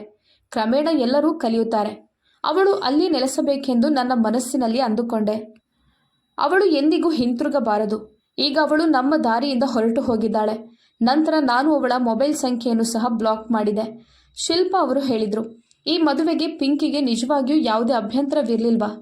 ನಾನು, ಇಲ್ಲ ಶಿಲ್ಪಾ ಅವರೇ, ಬದಲಿಗೆ ಅವಳು ತುಂಬ ಸಂತೋಷವಾಗಿದ್ದಾಳೆ. ಹಾಗೇನಾದರೂ ಸಂಭವಿಸ್ತಿದ್ರೂ ನನಗೇನು, ನನ್ನ ಜವಾಬ್ದಾರಿ ಮುಗಿದಿದೆ. ಮರುದಿನ ನಾನು ನನ್ನ ಗಂಡನಿಗೆ ಕರೆ ಮಾಡಿ ನಿಮ್ಮ ತಂಗಿಗೆ ಒಳ್ಳೆಯ ಪ್ರಪೋಸಲ್ ಬಂದಿದೆ ಅಂತ ಸಂತೋಷದಿಂದ ಹೇಳಿದೆ. ನಾನು ನಿಮ್ಮ ತಂಗಿಯನ್ನು ಮದುವೆ ಮಾಡಿಸಿದ್ದೇನೆ. ಅವರು ತುಂಬ ಒಳ್ಳೆಯ ಮತ್ತು ಸಭ್ಯ ವ್ಯಕ್ತಿ. ನನ್ನ ಆಶೀರ್ವಾದ ನಿಮ್ಮೊಂದಿಗಿದೆ ಅಂತ ಅವರು ಸಂತೋಷದಿಂದ ಹೇಳಿದರು. ನಾನಿಲ್ಲದಿದ್ದಾಗ ನೀನು ನನ್ನ ತಂಗಿಗೆ ಮದುವೆ ಮಾಡಿದ್ದಕ್ಕೆ ನಾನು ಏನು ಕೊಟ್ಟರೂ ಕಡಿಮೆನೆ. ಸುಳ್ಳಿನಲ್ಲಿ ಶಾಂತಿಯನ್ನು ಕಂಡುಕೊಳ್ಳಲು ಪ್ರಯತ್ನಿಸಿದೆ. ಆದರೆ ಒಳಗೆಲ್ಲೋ ಒಂದು ವಿಚಿತ್ರವಾದ ಅಶಾಂತಿ ಇತ್ತು. ಏನೋ ತಪ್ಪಾಗಿದೆ ಎಂಬಂತೆ. ಅದನ್ನು ಸರಿಪಡಿಸಲು ಯಾವುದೇ ಮಾರ್ಗವಿಲ್ಲ. ಮಧ್ಯಾಹ್ನ ನನ್ನ ಮೊಬೈಲ್ಗೆ ವಿಡಿಯೋ ಕರೆ ಬಂದಿತು. ವಿದೇಶಿ ಸಂಖ್ಯೆಯನ್ನು ನೋಡಿದ ನಂತರ ನನ್ನ ಹೃದಯ ಬಡಿಯಲು ಪ್ರಾರಂಭಿಸಿತು. ನಾನು ನಿರಾಳ ಮುಖವನ್ನು ಹಾಕಿಕೊಳ್ಳಬೇಕಾಯಿತು. ಆದರೆ ನನ್ನ ಹೃದಯ ನಿರಾಳವಾಗಿರಲಿಲ್ಲ. ನನ್ನ ಗಂಡ ಚೇತನ್ ನಗುತ್ತಾ ನನ್ನನ್ನು ಕೇಳಿದ್ರು, ಹೇಗಿದ್ಯಾ, ಎಲ್ಲವೂ ಸರಿಯಾಗಿದ್ಯಾ? ನಾನು ತಲೆ ಆಡಿಸಿದೆ. ನಂತರ ಅವರು ವಿಷಯಕ್ಕೆ ಬಂದರು. ಅವರು, ನನ್ನ ತಂಗಿ ಪಿಂಕಿ ಹೇಗಿದ್ದಾಳೆ? ಅವಳು ತನ್ನ ಅತ್ತೆಯ ಮನೆಯಲ್ಲಿ ಸಂತೋಷವಾಗಿದ್ದಾಳಾ? ನಾನು ಒಂದು ಕ್ಷಣ ಉಸಿರು ಬಿಗಿ ಹಿಡಿದುಕೊಂಡೆ. ನಂತರ ನಾನು ಮುಗುಳ್ನಗುತ್ತಾ ಹೇಳಿದೆ, ಅನಗತ್ಯವಾಗಿ ಚಿಂತಿಸಬೇಡಿ. ಅವಳು ತುಂಬ ಒಳ್ಳೆಯ ಸ್ಥಳಕ್ಕೆ ಹೋಗಿದ್ದಾಳೆ. ಅವರು ತುಂಬ ಶ್ರೀಮಂತರು. ಅವರಿಗೆ ಎಲ್ಲವೂ ಇದೆ. ಗೌರವ, ಸಂಪತ್ತು ಎಲ್ಲವೂ ಇದೆ. ಅವಳು ಪ್ರತಿದಿನ ನಿಮಗಾಗಿ ಪ್ರಾರ್ಥಿಸ್ತಾಳೆ. ಅವಳು ನಿಮ್ಮನ್ನು ನೆನಪಿಸಿಕೊಳ್ಳುತ್ತಾಳೆ ಮತ್ತು ನಿಮ್ಮ ಹೆಸರನ್ನು ಆಗಾಗ ಹೇಳ್ತಿರ್ತಾಳೆ. ಅವಳು ಸ್ಕ್ರೀನ್ನ ಇನ್ನೊಂದು ಬದಿಯಿಂದ ಕಣ್ಣು ಮುಚ್ಚಿ ಆಳವಾದ ಉಸಿರನ್ನು ತೆಗೆದುಕೊಂಡಳು. ಕರೆ ಮುಗಿದ ನಂತರ ಸತ್ಯದ ಪ್ರತಿಯೊಂದು ಬಾಗಿಲನ್ನು ಮುಚ್ಚಲು ನಾನು ಲ್ಯಾಪ್ಟಾಪ್ ತೆರೆದೆ. ಈಗ ನಾನು ಸುಳ್ಳುಗಳಿಗೆ ಸಂಪೂರ್ಣ ವ್ಯವಸ್ಥೆ ಮಾಡಬೇಕಾಗಿತ್ತು. ನಾನು ವಿವಿಧ ವೆಬ್ಸೈಟ್ಗಳಿಂದ ಶ್ರೀಮಂತ ಕುಟುಂಬಗಳ ಹುಡುಗಿಯರ ಫೋಟೋಗಳನ್ನು ಡೌನ್ಲೋಡ್ ಮಾಡಿದ್ದೆ. ಕೆಲವರು ಅಂತಿಮ ಸಮಾರಂಭಗಳಲ್ಲಿದ್ದರು ಮತ್ತು ಕೆಲವರು ವಿಶ್ವವಿದ್ಯಾಲಯದಲ್ಲಿ ಉಪನ್ಯಾಸಗಳನ್ನು ನೀಡುತ್ತಿದ್ದರು. ಕೆಲವರ ಕೈಯಲ್ಲಿ ಹೂವುಗಳು, ಕೆಲವರ ಹೆಗಲ ಮೇಲೆ ಶಾಲುಗಳು. ಎಲ್ಲವೂ ನನಗೆ ಉಪಯುಕ್ತವಾಗಿತ್ತು. ಮತ್ತು ನಾನು ಈ ಫೋಟೋಗಳಲ್ಲಿ ನನ್ನ ನಾದಿನಿಯ ಮುಖದ ಫೋಟೋವನ್ನು ಎಡಿಟ್ ಮಾಡಿದ್ದೆ. ನಾನು ಪಿಂಕಿ ಹೆಸರಿನಲ್ಲಿ ನಕಲಿ ಸಾಮಾಜಿಕ ಮಾಧ್ಯಮ ಪ್ರೊಫೈಲ್ ಸೃಷ್ಟಿಸಿದ್ದೆ. ಅದರಲ್ಲಿ ಅವಳು ನಿಜವಾಗಿಯೂ ಶ್ರೀಮಂತ ಕುಟುಂಬದ ಸೊಸೆ ಎಂಬಂತೆ ಶೀರ್ಷಿಕೆಗಳನ್ನು ಹಾಕಿದ್ದೆ. ಕೆಲವು ಪೋಸ್ಟ್ಗಳಲ್ಲಿ ನನ್ನ ಅಣ್ಣನ ಕನಸುಗಳು ನನಸಾಗಿವೆ ಅಂತ ಬರೆದಿದ್ದೆ. ಇನ್ನು ಕೆಲವು ಪೋಸ್ಟ್ ನನಗೆ ಸಮಾಜ ಸೇವೆಯ ಗುರಾಣಿ ಸಿಕ್ಕಿದೆ ಅಂತ ಬರೆದಿದ್ದೆ. ನಾನು ಆ ಫೋಟೋವನ್ನು ಅಪ್ಲೋಡ್ ಮಾಡಿದೆ. 1 ಗಂಟೆಯಲ್ಲಿ ಸಂಪೂರ್ಣವಾಗಿ ನಕಲಿ ಜೀವನ ಆನ್ಲೈನ್ ಆಗಿತ್ತು. ಮರುದಿನ ನಾನು ನನ್ನ ಗಂಡನಿಗೆ ವಿಡಿಯೋ ಕಾಲಲ್ಲಿ ಪ್ರೊಫೈಲ್ ತೋರಿಸಿದೆ. ಫೋಟೋ ನೋಡಿ ಅವರು ದಿಗ್ಭ್ರಮೆಗೊಂಡರು. ಅವರು, ಇದು ನನ್ನ ತಂಗಿ ಅಂತ ಕೇಳಿದ್ರು. ನಾನು ಗಂಭೀರವಾಗಿ ಹೇಳಿದೆ, ಹೌದು, ಕಾಲ ಬದಲಾಗಿದೆ. ಅವಳು ತನ್ನನ್ನು ತಾನು ನಿಯಂತ್ರಿಸುವವಳಾಗಿದ್ದಾಳೆ. ಅವಳ ಗಂಡ ಅವಳನ್ನು ತುಂಬ ಬೆಂಬಲಿಸ್ತಾನೆ. ನೋಡಿ, ಅವಳ ಫೋಟೋ ಕೂಡ ಪತ್ರಿಕೆಯಲ್ಲಿ ಪ್ರಕಟವಾಗಿದೆ. ಚೇತನ್ ತುಂಬ ಸಂತೋಷಪಟ್ಟರು. ಅವರು ಫೋಟೋದ ಸ್ಕ್ರೀನ್ಶಾಟ್ ತೆಗೆದುಕೊಂಡು ತನ್ನೊಂದಿಗೆ ಉಳಿಸಿಕೊಂಡರು. ಅದೇ ಸಂಜೆ ಸಾಮಾಜಿಕ ಮಾಧ್ಯಮದಲ್ಲಿ ಫೋಟೋ ನೋಡಿದ ನಂತರ ಇನ್ನೊಬ್ಬ ಹತ್ತಿರದ ಸಂಬಂಧಿ ಕರೆ ಮಾಡಿದ. ನಮ್ಮ ಮಗಳಿಗೂ ಇದೇ ರೀತಿಯ ಜೋಡಿಯನ್ನು ಹುಡುಕಬೇಕು ಅಂತ ಅವರು ಹೇಳಿದರು. ದಯವಿಟ್ಟು ಪಿಂಕಿಯ ಗಂಡನ ಹಿನ್ನೆಲೆ ಹೇಳಿ ಅಂತ ಕೇಳಿದ್ದರು. ನಾನು ಮನದಲ್ಲಿ ನಕ್ಕರು ದೃಢವಾಗಿ ಉತ್ತರಿಸಿದೆ, ಅವಳು ಮುಂಬೈನಲ್ಲಿ ವಾಸಿಸ್ತಾಳೆ. ಅವರು ತುಂಬ ಒಳ್ಳೆಯವರು ಮತ್ತು ವಿದ್ಯಾವಂತರು. ಅವರಿಗೆ ತುಂಬ ದೊಡ್ಡ ವ್ಯವಹಾರವಿದೆ. ಅಲ್ಲಿಗೆ ಹೋದ ನಂತರ ಅವರು ಎಲ್ಲವನ್ನೂ ನೋಡಿಕೊಂಡಿದ್ದಾರೆ. ಆ ದಿನಗಳಲ್ಲಿ ನಾನು ಪಿಂಕಿಯ ಗಂಡನ ನಕಲಿ ಪ್ರೊಫೈಲನ್ನು ಸಹ ಮಾಡಿದ್ದೆ. ಅದರಲ್ಲಿ ನಾನವಳಿಗೆ ದುಬಾರಿ ಕಾರುಗಳು, ಕೈಗಡಿಯಾರಗಳು, ಬ್ರ್ಯಾಂಡೆಡ್ ಬಟ್ಟೆಗಳನ್ನು ತೋರಿಸಿದೆ. ಪಿಂಕಿಯ ನಕಲಿ ಸಂದರ್ಶನವನ್ನು ಸಹ ಸಿದ್ಧಪಡಿಸಿದೆ. ಅದರಲ್ಲಿ ಅವಳು ಮಹಿಳಾ ಸ್ವಾತಂತ್ರ್ಯದ ಬಗ್ಗೆ ಮಾತನಾಡುತ್ತಿದ್ದಳು. ನಾನು ವಿಡಿಯೋ ಎಡಿಟಿಂಗ್ ಅಪ್ಲಿಕೇಶನ್ ಅನ್ನು ಡೌನ್ಲೋಡ್ ಮಾಡಿ ಕ್ಲಿಪ್ ಅನ್ನು ಸಿದ್ಧಪಡಿಸಿದೆ. ನಾನು ನೆರೆಹೊರೆಯಲ್ಲಿ ಸುದ್ದಿಯನ್ನು ಹರಡಲು ಪ್ರಾರಂಭಿಸಿದೆ. ನಾನೆಲ್ಲೋ ಹೊರಗೆ ಹೋದಾಗಲೆಲ್ಲ ನನ್ನ ನಾದಿನಿಯ ಗಂಡ ತುಂಬ ದೊಡ್ಡ ಉದ್ಯಮಿ ಅಂತ ನಿಮಗೆ ತಿಳಿದಿದ್ಯಾ ಅಂತ ನಾನು ಮಹಿಳೆಯರಿಗೆ ಹೇಳುತ್ತಿದ್ದೆ. ಈಗ ಅವಳು ಭಾರತದಲ್ಲಿ ವಾಸಿಸ್ತಿಲ್ಲ. ಬದಲಿಗೆ ಅವಳು ಈಗ ಲಂಡನ್ಗೆ ಹೋಗಿದ್ದಾಳೆ. ಮನೆಯಲ್ಲಿದ್ದ ಕೆಲಸದವರಿಗೆ ನಾನು ಕೆಲವು ಸಲಹೆ ನೀಡ್ತಿದ್ದೆ. ಯಾರಾದರೂ ಪಿಂಕಿ ಬಗ್ಗೆ ಕೇಳಿದರೆ, ಮಲ್ಲಿಕಾ ಮೇಡಮ್ ಅವರನ್ನು ಮಾಡರ್ನ್ ಫ್ಯಾಮಿಲಿಗೆ ಕಳುಹಿಸಿದ್ದಾರೆ ಅಂತ ಹೇಳಿ. ಅವಳ ಕರೆಗಳು ಕೆಲವೊಮ್ಮೆ ಮಾತ್ರ ಬರುತ್ತವೆ, ಯಾಕಂದರೆ ಅವರು ತುಂಬ ಬ್ಯುಸಿಯಾಗಿರ್ತಾರೆ. ಆ ಸಮಯದಲ್ಲಿ ಪಿಂಕಿಯ ನಿಜವಾದ ಸ್ಥಿತಿಯ ವಿಚಾರ ಹೊರಬಾರದಂತೆ ನಾನು ಎಲ್ಲ ಬಾಗಿಲುಗಳನ್ನು ಮುಚ್ಚಿದ್ದೆ. ಅವಳ ಹಳೆಯ ಮೊಬೈಲ್ ಈಗಾಗಲೇ ಕೆಟ್ಟು ಹೋಗಿತ್ತು. ನನಗೆ ಅವಳಿಂದ ಸಂದೇಶ ಬಂದರೆ ನಾನು ತಕ್ಷಣ ಅವಳ ಸಂಖ್ಯೆಯನ್ನು ನಿರ್ಬಂಧಿಸಿದೆ. ಒಂದು ದಿನ ಶಿಲ್ಪಾರವರು ಬಂದು, ಪಿಂಕಿ ಈಗ ಮಾತನಾಡುವುದಿಲ್ವಂತೆ, ಹೌದಾ ಅಂತ ಕೇಳಿದರು. ಅವಳು ಕೋಣೆಯ ಮೂಲೆಯಲ್ಲಿ ಕುಳಿತು ಇಡ್ತಾಳಂತೆ. ಅವಳು ಊಟ ಕೂಡ ಮಾಡೋದಿಲ್ವಂತೆ. ಅವಳು ಸರಿಯಾಗಿ ಮಾತು ಆಡಲ್ವಂತೆ. ನಾನು ತಲೆ ಅಲ್ಲಾಡಿಸಿ, ಎಲ್ಲ ಹುಡುಗಿಯರು ಆರಂಭದಲ್ಲಿ ಹೀಗೆ ಮಾಡ್ತಾರೆ ಅಂತ ಹೇಳಿದೆ. 2 ಬಾರಿಸಿದ ನಂತರ ಅವಳು ಸರಿಯಾಗ್ತಾಳೆ. ಸಂಜೆ ನನ್ನ ಗಂಡ ಮತ್ತೆ ಕರೆ ಮಾಡಿದಾಗ ನಾನು ಆ ಎಲ್ಲ ಚಿತ್ರಗಳನ್ನು ನಾನೇ ನೋಡಬೇಕು ಅಂತ ಅವರು ಹೇಳಿದರು. ನಾನು ನನ್ನ ತಂಗಿಯೊಂದಿಗೆ ವಿಡಿಯೋ ಕರೆಯಲ್ಲಿ ಮಾತನಾಡಲು ಬಯಸುತ್ತೇನೆ. ಅವಳೀಗ ವಿದೇಶಕ್ಕೆ ಹೋಗಿದ್ದಾಳೆ ಅಂತ ನಾನು ಬೇಗನೆ ಉತ್ತರಿಸಿದೆ. ಅವಳು ಮನೆಗೆ ಬಂದ ತಕ್ಷಣ ನಾನು ಅವಳನ್ನು ನಿಮ್ಮೊಂದಿಗೆ ಮಾತನಾಡುವಂತೆ ಮಾಡುತ್ತೇನೆ. ಕರೆ ಆಫ್ ಆದ ತಕ್ಷಣ ನಾನು ನನ್ನ ಪ್ರೊಫೈಲ್ನಲ್ಲಿ ವಿದೇಶಿ ಕಾರ್ಯಾಗಾರದ ನಕಲಿ ಪೋಸ್ಟನ್ನು ಪೋಸ್ಟ್ ಮಾಡಿದೆ. ತದನಂತರ ನಾನು ಗೂಗಲ್ನಿಂದ ಫೋಟೋಗಳನ್ನು ತೆಗೆದುಕೊಂಡು ಅದು ಸಾಮಾಜಿಕ ಕಾರ್ಯಕ್ಕಾಗಿ ಮತ್ತು ಮುಂದಿನ ಕಾರ್ಯಾಗಾರದ ವ್ಯವಸ್ಥೆಗಾಗಿ ಎಂದು ಬರೆದೆ. ಆ ದಿನಗಳಲ್ಲಿ ಸತ್ಯದ ಬಗ್ಗೆ ನನ್ನ ಭಯವನ್ನು ಸಹ ನಿಗ್ರಹಿಸಲಾಗಿತ್ತು. ನಾನು ಎಲ್ಲ ಸುಳಿವುಗಳನ್ನು ತೆರವುಗೊಳಿಸಿದ್ದೇನೆ ಎಂದು ನನಗೆ ಸಂಪೂರ್ಣವಾಗಿ ಖಚಿತವಾಗಿತ್ತು. ನನ್ನ ಪತಿ, ಸಂಬಂಧಿಕರು, ನೆರೆಹೊರೆಯವರು ಎಲ್ಲವೂ ನನ್ನ ಕೈಯಲ್ಲಿತ್ತು. ಮಧ್ಯಾಹ್ನ ಮನೆಯಲ್ಲಿ ಮೌನವಿತ್ತು. ನಾನು ನನ್ನ ಕೋಣೆಯಲ್ಲಿ ಹೊಸ ಪರದೆಗಳನ್ನು ನೋಡುತ್ತಾ ಕುಳಿತಿದ್ದಾಗ ಬಾಗಿಲು ಜೋರಾಗಿ ತಟ್ಟಿತು. ಕೆಲಸದವನು, ಮೇಡಮ್, ಹೊರಗೆ ಒಬ್ಬ ಹುಡುಗಿ ಇದ್ದಾಳೆ ಅಂತ ಹೇಳಿದ. ಅವಳು ಒದ್ದೆಯಾಗಿದ್ದಾಳೆ ಮತ್ತು ಹರಿದ ಹಳೆಯ ಬಟ್ಟೆಗಳನ್ನು ಧರಿಸಿದ್ದಾಳೆ. ಅವಳು ಏನನ್ನೂ ಹೇಳುತ್ತಿಲ್ಲ. ನಾನು ಆಶ್ಚರ್ಯದಿಂದ ಅವಳನ್ನು ಕೇಳಿದೆ, ಅವಳ ಹೆಸರೇನು? ಪಿಂಕಿ ಮೇಡಮ್ನಂತೆ ಕಾಡುತ್ತಿದ್ದಾಳೆ ಅಂತ ಹೇಳಿದನು. ಆದರೆ ನನಗೆ ಅವಳನ್ನು ಗುರುತಿಸಲು ಸಾಧ್ಯವಾಗಲಿಲ್ಲ. ನಾನು ಹೊರಗೆ ಬಂದಾಗ ಅದು ಪಿಂಕಿ. ಅವಳ ಕುತ್ತಿಗೆಯಲ್ಲಿ ದುಪ್ಪಟ್ಟ ಇರಲಿಲ್ಲ. ಅವಳ ಬಟ್ಟೆಗಳು ಕೊಳೆಗಳಿಂದ ಆವೃತವಾಗಿದ್ದವು. ಅವಳು ಬರಿಗಾಲಲ್ಲಿ ನಿಂತಿದ್ದಳು ಮತ್ತು ಅವಳ ತೋಳುಗಳ ಮೇಲೆ ಹೊಡೆದ ಗುರುತುಗಳು ಇದ್ದವು. ಅವಳು ನನ್ನ ಬಾಗಿಲಿನ ಮುಂದೆ ಕಣ್ಣುಗಳನ್ನು ಕೆಳಗಿಟ್ಟುಕೊಂಡು ನಿಂತಿದ್ದಳು. ನಾನು ಒಳಗೆ ಹಲ್ಲು ಕಡಿಯುತ್ತಾ ತಕ್ಷಣ ಕೆಲಸದವನಿಗೆ ಬಾಗಿಲು ಮುಚ್ಚುವಂತೆ ಸೂಚಿಸಿದೆ ಮತ್ತು ಅವಳು ಹೆಚ್ಚು ಶಬ್ದ ಮಾಡಿದರೆ ಇದು ಸರಿಯಾದ ಸ್ಥಳವಲ್ಲ ಅಂತ ಕೋಪದಿಂದ ಅವಳಿಗೆ ಹೇಳಿ ಅಂತ ಹೇಳಿದೆ. ಅವಳು ಏನು ಹೇಳದೆ ನೆಲದ ಮೇಲೆ ಕುಳಿತಳು. ಮಳೆ ಬರಲು ಪ್ರಾರಂಭಿಸಿತು. ನಾನು ಕಿಟಕಿ ಪರದೆಗಳನ್ನು ಎಳೆದು ಹೊರಗೆ ನೋಡಿದೆ ಮತ್ತು ಅವಳು ತನ್ನ ಮಡಿಲಿಗೆ ತಲೆ ಇಟ್ಟು ಸದ್ದಿಲ್ಲದೆ ಕುಳಿತಿರುವುದನ್ನು ನೋಡಿದೆ. ಅವಳ ದೇಹವು ಇಲ್ಲಿದ್ದರೂ ಅವಳ ಆತ್ಮ ಬೇರೆಲ್ಲೋ ಇದೆ ಎಂಬಂತೆ ಭಾಸವಾಗುತ್ತಿತ್ತು. ನಾನು ಕೋಣೆಗೆ ಹಿಂತಿರುಗಿದ್ದೆ. ಆದರೆ ನನ್ನ ಹೃದಯ ವಿಚಿತ್ರವಾಗಿ ಚಂಚಲವಾಗಿತ್ತು. ನಾನು ಟಿವಿ ಆನ್ ಮಾಡಿದೆ. ಚಾನೆಲ್ ಬದಲಾಯಿಸಿ ಧಾರಾವಾಹಿ ಹಾಕಿದೆ. ವಾಲ್ಯೂಮ್ ಹೆಚ್ಚಿಸಿ ನನ್ನನ್ನು ನಾನು ಬ್ಯುಸಿ ಮಾಡಿಕೊಳ್ಳಲು ಪ್ರಾರಂಭಿಸಿದೆ. ಸಂಜೆ ನೆರೆಹೊರೆಯ ಮಹಿಳೆಯೊಬ್ಬರು ಬಾಗಿಲು ತಟ್ಟಿದರು. ನಿಮ್ಮ ನಾದಿನಿ ಬಾಗಿಲಲ್ಲಿ ಕುಳಿತಿದ್ದಾಳೆ, ನೀವ್ಯಾಕೆ ಅವಳನ್ನು ಒಳಗೆ ಬಿಡುತ್ತಿಲ್ಲ ಅಂತ ಅವರು ಕೇಳಿದರು. ನಾನು ಅವಳಿಗೆ ಹೇಳಿದೆ, ಅವಳು ಇನ್ನು ಮುಂದೆ ನನ್ನ ನಾದಿನಿಯಲ್ಲ, ಅವಳು ಮದುವೆಯಾಗಿದ್ದಾಳೆ. ಈಗ ಅವಳ ಬಗ್ಗೆ ಅವಳ ಗಂಡನಿಗೆ ತಿಳಿದಿರಬೇಕು ಮತ್ತು ಅವನು ತಿಳಿದುಕೊಳ್ಬೇಕು. ನಮಗೆ ಅವಳೊಂದಿಗೆ ಯಾವುದೇ ಸಂಬಂಧವಿಲ್ಲ. ಆ ರಾತ್ರಿ ಮಳೆ ಬಂದಾಗ ಅವಳು ಅಲ್ಲಿಯೇ ಕುಳಿತಿದ್ದಳು, ಒದ್ದೆಯಾಗುತ್ತಿದ್ದಳು. ಅವಳು ಯಾರಿಗೂ ಏನೂ ಹೇಳಿಲ್ಲ, ಬಾಗಿಲು ತಟ್ಟಲಿಲ್ಲ. ಕೆಲಸದವನು ಬಂದು, ಮೇಡಮ್, ಪಿಂಕಿ ಸತ್ರೆ ಅದು ಸಮಸ್ಯೆ ಆಗುತ್ತದೆ ಅಂತ ಹೇಳಿದನು. ಕನಿಷ್ಠ ನಾನು ಅವಳಿಗೆ ಚಹಾ ಕೊಡುತ್ತೇನೆ. ನಾನು ಕೋಪದಿಂದ ಹೇಳಿದೆ, ಅವಳು ಇನ್ನು ಮುಂದೆ ನಮ್ಮವಳಲ್ಲ ಎಂದು ನಾನು ನಿನಗೆ ಹೇಳಿದ್ದೇನೆ. ಅವಳು ಬದುಕಿದ್ದರೆ ಅವಳು ತಾನೇ ಹೋಗುತ್ತಾಳೆ. ರಾತ್ರಿ ನಾನು ಮತ್ತೆ ಕಿಟಕಿಯ ಮೂಲಕ ಇಣುಕಿ ನೋಡಿದೆ ಮತ್ತು ಅವಳು ತನ್ನ ತೋಳುಗಳಿಗೆ ಸೀರೆ ಸುತ್ತಿಕೊಂಡು ಕಣ್ಣು ಮುಚ್ಚಿ ಗೋಡೆಗೆ ಒರಗಿ ಕುಳಿತಿದ್ದಳು.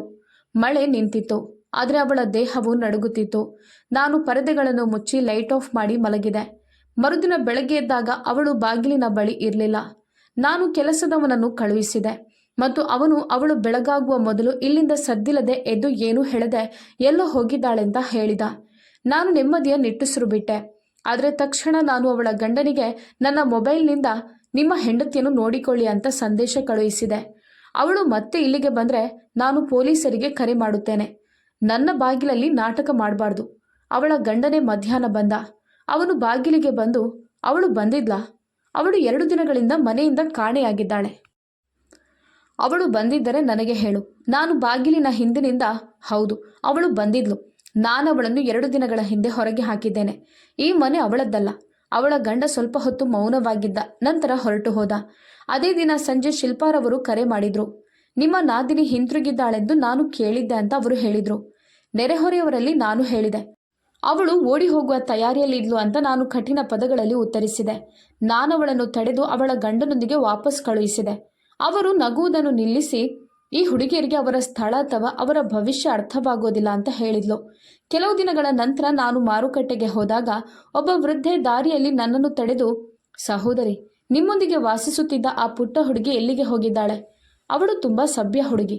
ದೇವರು ಅವಳ ಅದೃಷ್ಟವನ್ನು ತೆರೆದಿದ್ದಾನೆ ಅಂತ ನಾನು ಉತ್ತರಿಸಿದೆ.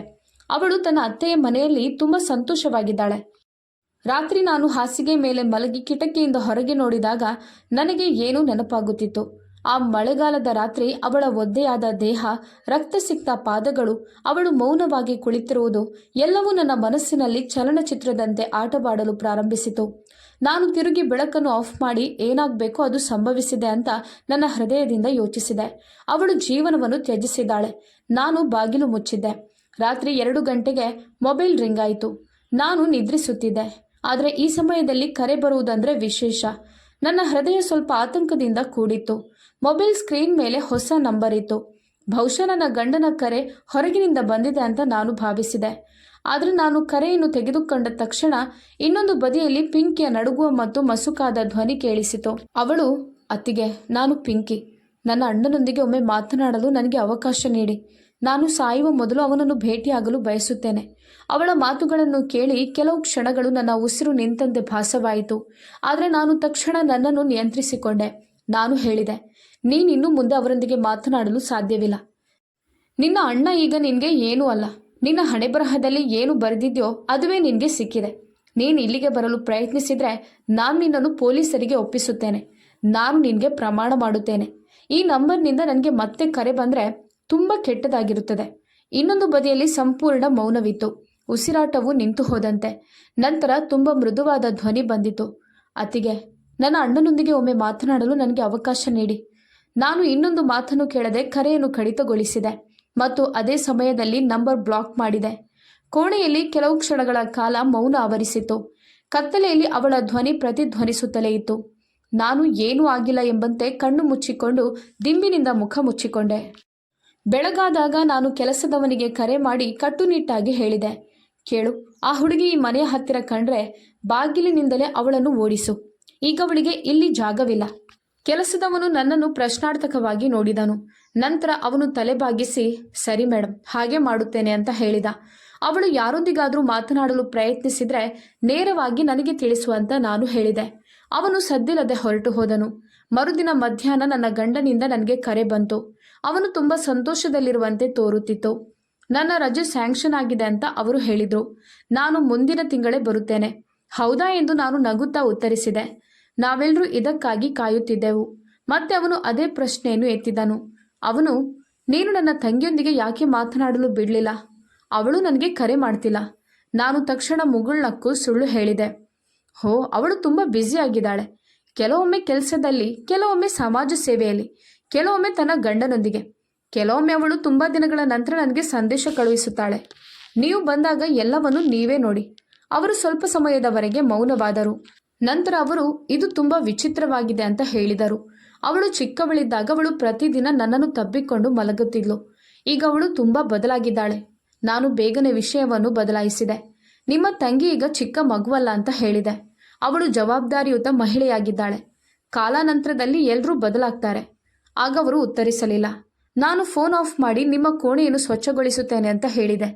ನೀವು ಬಂದಾಗ ನೀವೆಲ್ಲವನ್ನು ಸಿದ್ಧಪಡಿಸ್ತೀರಿ. ಸಂಜೆ ನಾನು ಕೆಲಸದವರಿಗೆ ಮತ್ತೆ ನೆನಪಿಸಿದೆ. ಪಿಂಕಿ ನೆರಳು ಈ ಮನೆಯ ಮೇಲೆ ಬಿದ್ದರೆ ಎಲ್ಲರನ್ನೂ ಕೆಲಸದಿಂದ ತೆಗೆದುಹಾಕಲಾಗುತ್ತದೆ ಅಂತ ವಾರ್ನಿಂಗ್ ನೀಡಿದೆ. ಆ ಹುಡುಗಿಯ ಬಗ್ಗೆ ಯಾರೂ ಕರುಣೆ ತೋರಬಾರ್ದು. 2 ದಿನಗಳ ನಂತರ ನೆರೆಹೊರೆಯ ಮಹಿಳೆಯೊಬ್ಬರು ಆ ಸಹೋದರಿಗೆ ಹೇಳಿದರು, ಪಿಂಕಿ ನಗರದಲ್ಲಿ ಒಂದು NGOದಲ್ಲಿ ಕಾಣಿಸಿಕೊಂಡಿದ್ದಾಳೆಂದು ಯಾರೋ ಹೇಳಿದ್ದಾರೆ. ಅವಳು ಜನರಿಗೆ ಆಹಾರವನ್ನು ವಿತರಿಸುತ್ತಾಳೆ. ಅವಳು ಚಿಕ್ಕ ಮಕ್ಕಳಿಗೆ ಕಲಿಸುತ್ತಾಳೆ. ಅವಳು ತುಂಬ ಬದಲಾಗಿರುವಂತೆ ಕಾಣಲು ಪ್ರಾರಂಭಿಸಿದ್ದಾಳೆ. ಆದರೆ ಅವಳನ್ನು ಗುರುತಿಸಬಹುದು. ಮೌನವಾಗಿರುವುದು ಉತ್ತಮ ಅಂತ ನಾನು ಭಾವಿಸಿದೆ. ಈಗ ಅವಳಿಗೆ ನಮ್ಮೊಂದಿಗೆ ಯಾವುದೇ ಸಂಬಂಧವಿಲ್ಲ ಅಂತ ನಾನು ಹೇಳಿದೆ. ಏನಿತ್ತು ಅದು ಮುಗಿದು ಹೋಯಿತು. ಆ ದಿನಗಳಲ್ಲಿ ನನಗೆ ಅಪರಿಚಿತ ಸಂಖ್ಯೆಯಿಂದ ಸಂದೇಶ ಬಂದಿತು. ನಾನು ಸಾಯುವ ಮುನ್ನ ಅಣ್ಣನನ್ನು ನೋಡಬೇಕು. ಆ ಸಂದೇಶವನ್ನು ತೆರೆಯದೆ ಅಳಿಸಿ ಹಾಕಿದೆ. ನಂತರ ನನ್ನ ಮೊಬೈಲನ್ನು ಸಂಪೂರ್ಣವಾಗಿ ಆಫ್ ಮಾಡಿ ಮರುದಿನದವರೆಗೆ ಸುಮ್ಮನಿದ್ದೆ. ನನ್ನ ಪತಿಗೆ ಫೋಟೋಗಳನ್ನು ಕಳುಹಿಸಲು ಪ್ರಾರಂಭಿಸಿದೆ. ಅದೇ ಹಳೆಯ ನಕಲಿ ಫೋಟೋಗಳು. ಪ್ರೊಫೈಲ್ನಲ್ಲಿ ನಕಲಿ ಪ್ರಶಸ್ತಿ ಸಮಾರಂಭಗಳ ಫೋಟೋಗಳನ್ನು ರಚಿಸಿದ್ದೆ. ಅವರು ಪ್ರತಿ ಬಾರಿಯೂ ಸಂತೋಷ ಪಡುತ್ತಿದ್ದರು ಮತ್ತು ತಮ್ಮ ತಂಗಿಯ ಬಗ್ಗೆ ಹೆಮ್ಮೆ ಪಡುತ್ತೇನೆ ಅಂತ ಹೇಳುತ್ತಿದ್ದರು. ಮತ್ತೊಂದೆಡೆ ಪಿಂಕಿಯ ಸುದ್ದಿ ನಿಧಾನವಾಗಿ NGO ಸುತ್ತಮುತ್ತಲಿನ ಜನರನ್ನು ತಲುಪುತ್ತಿತ್ತು. ಶಿಲ್ಪಾ ಅವರು ಮಕ್ಕಳಿಗೆ ಉಚಿತ ಶಿಕ್ಷಣ ನೀಡುತ್ತಿದ್ದಾರೆ ಅಂತ ಕೇಳಿದ್ದೇನೆ ಅಂತ ನನಗೆ ಹೇಳಿದರು. ಒಬ್ಬ ಮಹಿಳೆ ಪ್ರತಿ ವಾರ ಬಡವರಿಗೆ ಬಟ್ಟೆ ಮತ್ತು ಪಡಿತರ ತರುತ್ತಾಳೆ ಅಂತ ಹೇಳುತ್ತಿದ್ದಳು. ನಾನು ನಕ್ಕಿದ್ದೆ ಮತ್ತು ಅವಳ ಮಾತುಗಳನ್ನು ನಿರ್ಲಕ್ಷಿಸಿದೆ ಮತ್ತು ಇದೆಲ್ಲ ನಾಟಕ ಅಂತ ಭಾವಿಸಿದೆ. ವಾಸ್ತವವಾಗಿ ಅವಳು ಇಲ್ಲಿಂದ ಹೊರಟು ಹೋದಾಗ ಅವಳು ಕೆಟ್ಟ ಹೆಸರಿನೊಂದಿಗೆ ಹೊರಟು ಹೋಗಿದ್ದಳು. ಈಗ ಅವಳು ಸಮಾಜ ಸೇವೆಯ ನೆಪದಲ್ಲಿ ಗೌರವ ಗಳಿಸಲು ಪ್ರಯತ್ನಿಸುತ್ತಿದ್ದಾಳೆ. ಆ ರಾತ್ರಿ ಎಲ್ಲರೂ ಮಲಗಿದಾಗ ನಾನು ನನ್ನ ಮೊಬೈಲ್ನ ಗ್ಯಾಲರಿಯನ್ನು ತೆರೆದು ಪಿಂಕಿಯ ಹಳೆಯ ಫೋಟೋಗಳನ್ನು ನೋಡಲು ಪ್ರಾರಂಭಿಸಿದೆ. ಅವಳು ತನ್ನ ಅಣ್ಣನ ಜೊತೆ ನಗುತ್ತಾ ಆಟವಾಡುತ್ತಿದ್ದ ಫೋಟೋ. ನಾನು ಫೋಟೋ ಮುಚ್ಚಿ ಇದು ನನಗೆ ಇನ್ನೂ ಮುಖ್ಯವಲ್ಲ ಅಂತ ನನ್ನ ಹೃದಯದಿಂದ ಅದನ್ನು ಅಳಿಸಿ ಹಾಕಿದೆ. ಈಗ ಅವಳ ಅದೃಷ್ಟ ಮತ್ತು ಅವಳ ದಾರಿ ಅವಳಿಗೆ ಅಂತ ಅಂದುಕೊಂಡೆ. ಮರುದಿನ ನನ್ನ ಗಂಡ ಕರೆ ಮಾಡಿ ನನ್ನ ತಂಗಿಯ ಮೊಬೈಲ್ ನಂಬರ್ ಕೊಡು ಅಂತ ಕೇಳಿದ್ರು. ನನಗೆ ಅವಳೊಂದಿಗೆ ಮಾತನಾಡಬೇಕು ಅಂತ ಅನ್ನಿಸ್ತಿದೆ. ಅವಳು ನಂಬರ್ ಬದಲಾಯಿಸಿದ್ದಾಳೆ ಅಂತ ನಾನು ಉತ್ತರಿಸಿದೆ. ಅವಳು ಹಿಂತಿರುಗಿದಾಗ ನನ್ನೊಂದಿಗೆ ಮಾತನಾಡುತ್ತೇನೆ ಅಂತ ಅವಳು ಹೇಳಿದ್ದಾಳೆ. ಅದೂ ಅಲ್ಲದೆ ಪಿಂಕಿಯ ಗಂಡನ ಕುಟುಂಬಕ್ಕೆ ಅವಳು ಹೆಚ್ಚು ಫೋನ್ನಲ್ಲಿರುವುದು ಇಷ್ಟವಿಲ್ಲ. ಫೋನ್ ಸಂಪರ್ಕ ಕಡಿತಗೊಂಡ ತಕ್ಷಣ ನಾನವಳ ಅಸ್ತಿತ್ವವನ್ನು ಸಂಪೂರ್ಣವಾಗಿ ಕಣ್ಮರೆಯಾಗುವಂತೆ ಮಾಡಬೇಕು ಅಂತ ನಿರ್ಧರಿಸಿದೆ. NGO ಜನರ ಸಹಾನುಭೂತಿ ಮತ್ತು ಅವಳ ಕಠಿಣ ಪರಿಶ್ರಮ ಅವಳನ್ನು ಮತ್ತೆ ಬದುಕಿಸಬಹುದು. ಆದರೆ ನನ್ನ ಮನೆಯ ಬಾಗಿಲಲ್ಲಿ ಅವಳಿಗೆ ಸ್ಥಳವಿಲ್ಲ. ಆದರೆ ಇನ್ನೊಂದು ಬದಿಯಲ್ಲಿರುವ ವಾಸ್ತವದ ಬಗ್ಗೆ ನನಗೆ ತಿಳಿದಿರಲಿಲ್ಲ. ಅದು ಡಿಸೆಂಬರ್ ತಿಂಗಳ ಸಂಜೆ. ಬಲವಾದ ಬಿರುಗಾಳಿಯೊಂದು ನನ್ನ ದೇಹವನ್ನು ಪ್ರವೇಶಿಸುತ್ತಿತ್ತು. ಚೇತನ್ ತನ್ನ ಕಾರ್ಖಾನೆಯಿಂದ ಹೊರಬಂದಾಗ ಒಂದು ಧ್ವನಿ ಅವರನ್ನು ಕರೆದಿತ್ತು. ಚೇತನ್. ಹಿಂತಿರುಗಿದಾಗ ಅವರ ನೆರೆಹೊರೆಯಲ್ಲಿ ಅದೇ ಬ್ಲಾಕ್ನಲ್ಲಿ ಅವರೊಂದಿಗೆ ವಾಸಿಸುತ್ತಿದ್ದ ಅವರ ಅದೇ ಹಳೆಯ ಸ್ನೇಹಿತ ಅಲ್ಲಿ ನಿಂತಿದ್ದರು. ಇಬ್ಬರು ಒಬ್ಬರನ್ನೊಬ್ಬರು ಅಪ್ಪಿಕೊಂಡು ನಗಲು ಪ್ರಾರಂಭಿಸಿದರು ಮತ್ತು ಹತ್ತಿರದ ಕಾಫಿ ಅಂಗಡಿಗೆ ಹೋಗಿ ಕುಳಿತರು. ವರ್ಷಗಳ ಹಿಂದೆ ನಿಂತ ಸ್ಥಳದಿಂದ ಸಂಭಾಷಣೆ ಮತ್ತೆ ಪ್ರಾರಂಭವಾಯಿತು. ನನ್ನ ಗಂಡನ ಸ್ನೇಹಿತ ನಕ್ಷ್ ಅವರು ಕೇವಲ 2 ವಾರಗಳ ಹಿಂದೆ ಭಾರತದಿಂದ ಬಂದು ಕತಾರ್ನಲ್ಲಿ ಕೆಲಸ ಮಾಡ್ತಿದ್ದಾರೆ ಅಂತ ಹೇಳಿದರು. ಕೆಲವು ಕ್ಷಣಗಳ ನಂತರ ಅವರು ನನ್ನ ಗಂಡನಿಗೆ ಅವರ ಬಗ್ಗೆ ಬಹಳಷ್ಟು ಕೇಳಿರುವುದಾಗಿ ಹೇಳಿದರು. ಆದರೆ ಇದನ್ನು ಕೇಳಿ ಅವರು ಆಶ್ಚರ್ಯ ಮತ್ತು ದುಃಖಿತರಾದರು. ಗಾಬರಿಗೊಂಡ ನಕ್ಷ್ ಚೇತನ್ ಅವರನ್ನು ಕೇಳಿದರು, ಯಾಕೆ? ಯಾವುದರ ಬಗ್ಗೆ ದುಃಖ? ನಕ್ಷ್ ಕಾಫಿ ಹೀರುತ್ತಾ ಗಂಭೀರವಾಗಿ, ಚೇತನ್, ನಮ್ಮ ನಗರದಲ್ಲಿ ಬಡವರಿಗೆ ಉಚಿತ ಪಡಿತರ ವಿತರಿಸಲು ಒಂದು ಶಿಬಿರವನ್ನು ಸ್ಥಾಪಿಸಿದ್ದಾರೆ ಅಂತ ಹೇಳಿದರು. ಅದು ತುಂಬಾ ನಿರ್ಜನ ಸ್ಥಳದಲ್ಲಿತ್ತು. ಅಲ್ಲಿ ಒಂದು ಕೊಳಚೆ ಪ್ರದೇಶದ ಹೊರಗೆ ಮಕ್ಕಳಿಗೆ ಕಲಿಸುವ ಹುಡುಗಿಯನ್ನು ನಾನು ನೋಡಿದೆ. ಅವಳು ತುಂಬಾ ದುರ್ಬಲ ಹುಡುಗಿ, ಆದರೆ ತುಂಬಾ ಬುದ್ಧಿವಂತಳು. ಅವಳು ತುಂಬಾ ಕಡಿಮೆ ಮಾತನಾಡುತ್ತಿದ್ದಳು. ನಾನು ಅವಳ ಮುಖವನ್ನು ನೋಡಿದಾಗ ಅವಳು ನಿಮ್ಮ ತಂಗಿಯಂತೆ ಕಾಣುತ್ತಿದ್ದಳು. ಆದ್ರಿಂದ ನಾನು ದಿಗ್ಭ್ರಮೆಗೊಂಡೆ. ಇದನ್ನು ಕೇಳಿದ ನಂತರ ಚೇತನ್ ಕಣ್ಣುಗಳು ಅಗಲವಾಗಿ ತೆರೆದಿದ್ದವು. ಅವನು ಆಳವಾದ ಉಸಿರನ್ನು ತೆಗೆದುಕೊಂಡನು. ನಂತರ ಅವನು ಕೇಳಿದನು, ಅವಳು ನನ್ನ ತಂಗಿ ಅಂತ ನಿನಗೆ ನಿಜವಾಗಿಯೂ ಖಚಿತವಾಗಿದ್ಯಾ? ನಾನು ಅವಳೊಂದಿಗೆ ಮಾತನಾಡಲು ಪ್ರಯತ್ನಿಸಿದೆ ಎಂದು ನಕ್ಷ್ ಹೇಳಿದನು. ಅವಳೀಗ ನನಗೆ ಯಾರೊಂದಿಗೂ ಸಂಬಂಧವಿಲ್ಲ ಅಂತ ಹೇಳಿದ್ಲು. ಅವಳು ಅದನ್ನು ಹೇಳಿದ ರೀತಿ, ಅವಳ ಕಣ್ಣುಗಳಲ್ಲಿನ ನೋವು, ಅವಳು ನಿನ್ನ ಸಹೋದರಿ ಎಂಬ ಸತ್ಯವನ್ನು ಹೇಳುತ್ತಿತ್ತು. ಇದನ್ನು ಕೇಳಿದ ಚೇತನ್ ತಲೆಬಾಗಿಸಿದನು ಮತ್ತು ಅವನ ಹೃದಯವು ಯಾವುದೋ ಅಪರಿಚಿತ ಭಯದಲ್ಲಿ ಮುಳುಗಿತ್ತು. ನೀವು ಅವಳನ್ನು ಯಾವ ದಿನ ಮತ್ತು ಎಲ್ಲಿ ನೋಡಿದ್ದೀರಿ ಅಂತ ಅವನು ನಕ್ಷನಿಂದ ಹೆಚ್ಚಿನ ವಿವರಗಳನ್ನು ಪಡೆದನು. ಅವಳು ಒಬ್ಬಂಟಿಯಾಗಿದ್ದಾಳೋ ಅಥವಾ ಯಾರೊಂದಿಗಾದರೂ ಇದ್ದಳೋ? ಕೊಳಚೆ ಪ್ರದೇಶದ ಕೋಣೆಯ ಹೊರಗೆ ಕೆಲವು ಮಕ್ಕಳು ಮರದ ಕೆಳಗೆ ಕುಳಿತಿದ್ದಾರೆ ಎಂದು ನಕ್ಷ್ ಚೇತನ್ಗೆ ಎಲ್ಲಾ ವಿವರಗಳನ್ನು ಹೇಳಿದನು.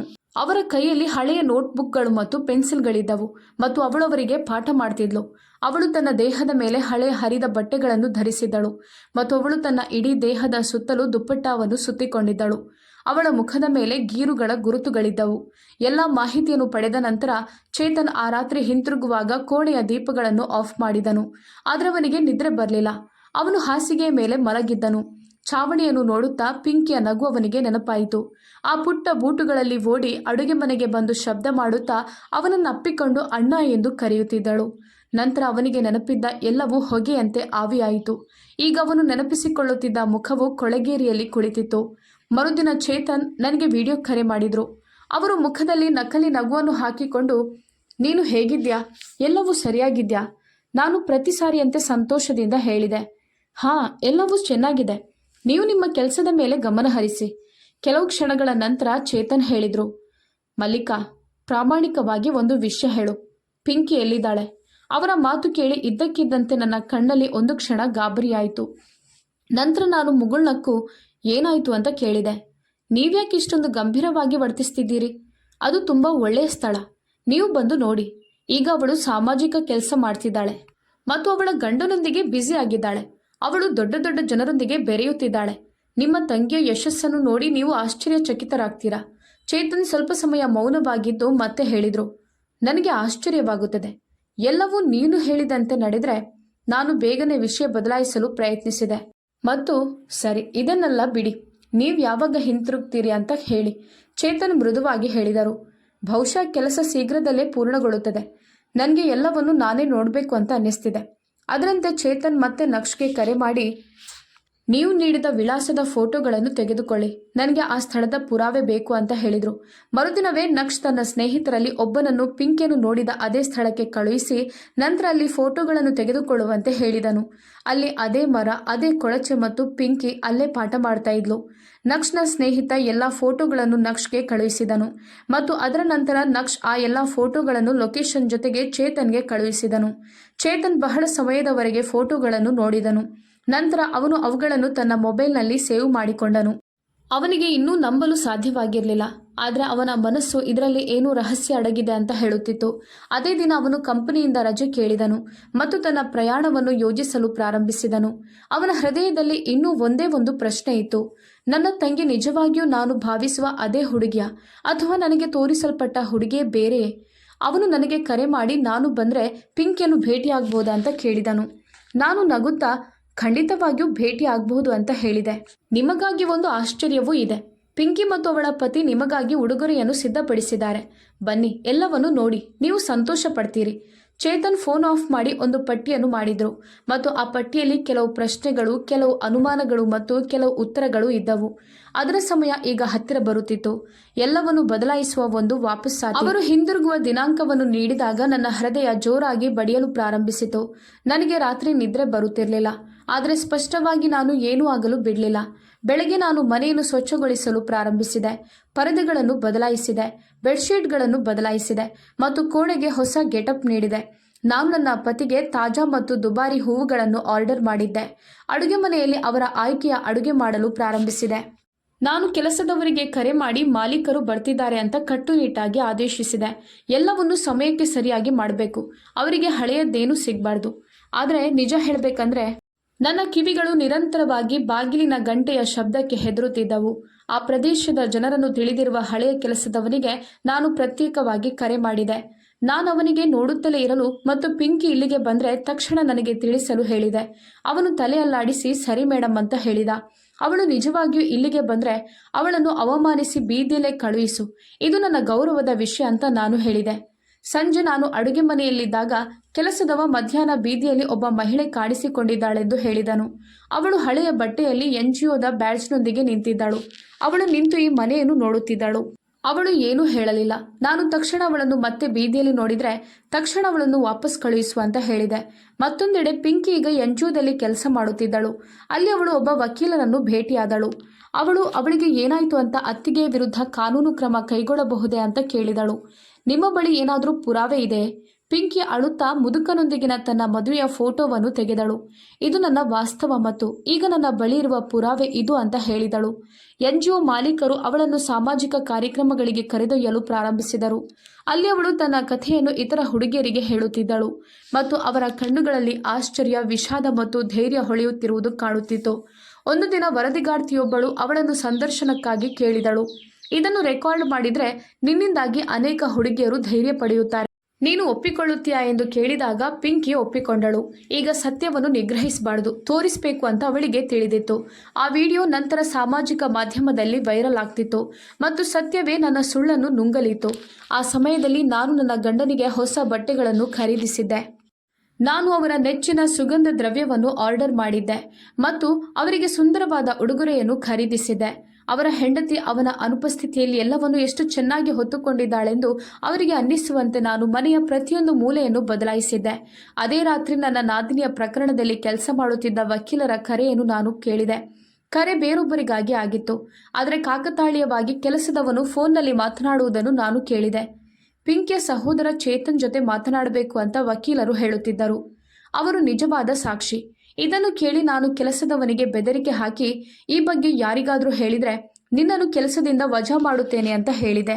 ನಾನು ನನ್ನ ಗಂಡನಿಗೆ ಕರೆ ಮಾಡಿದೆ.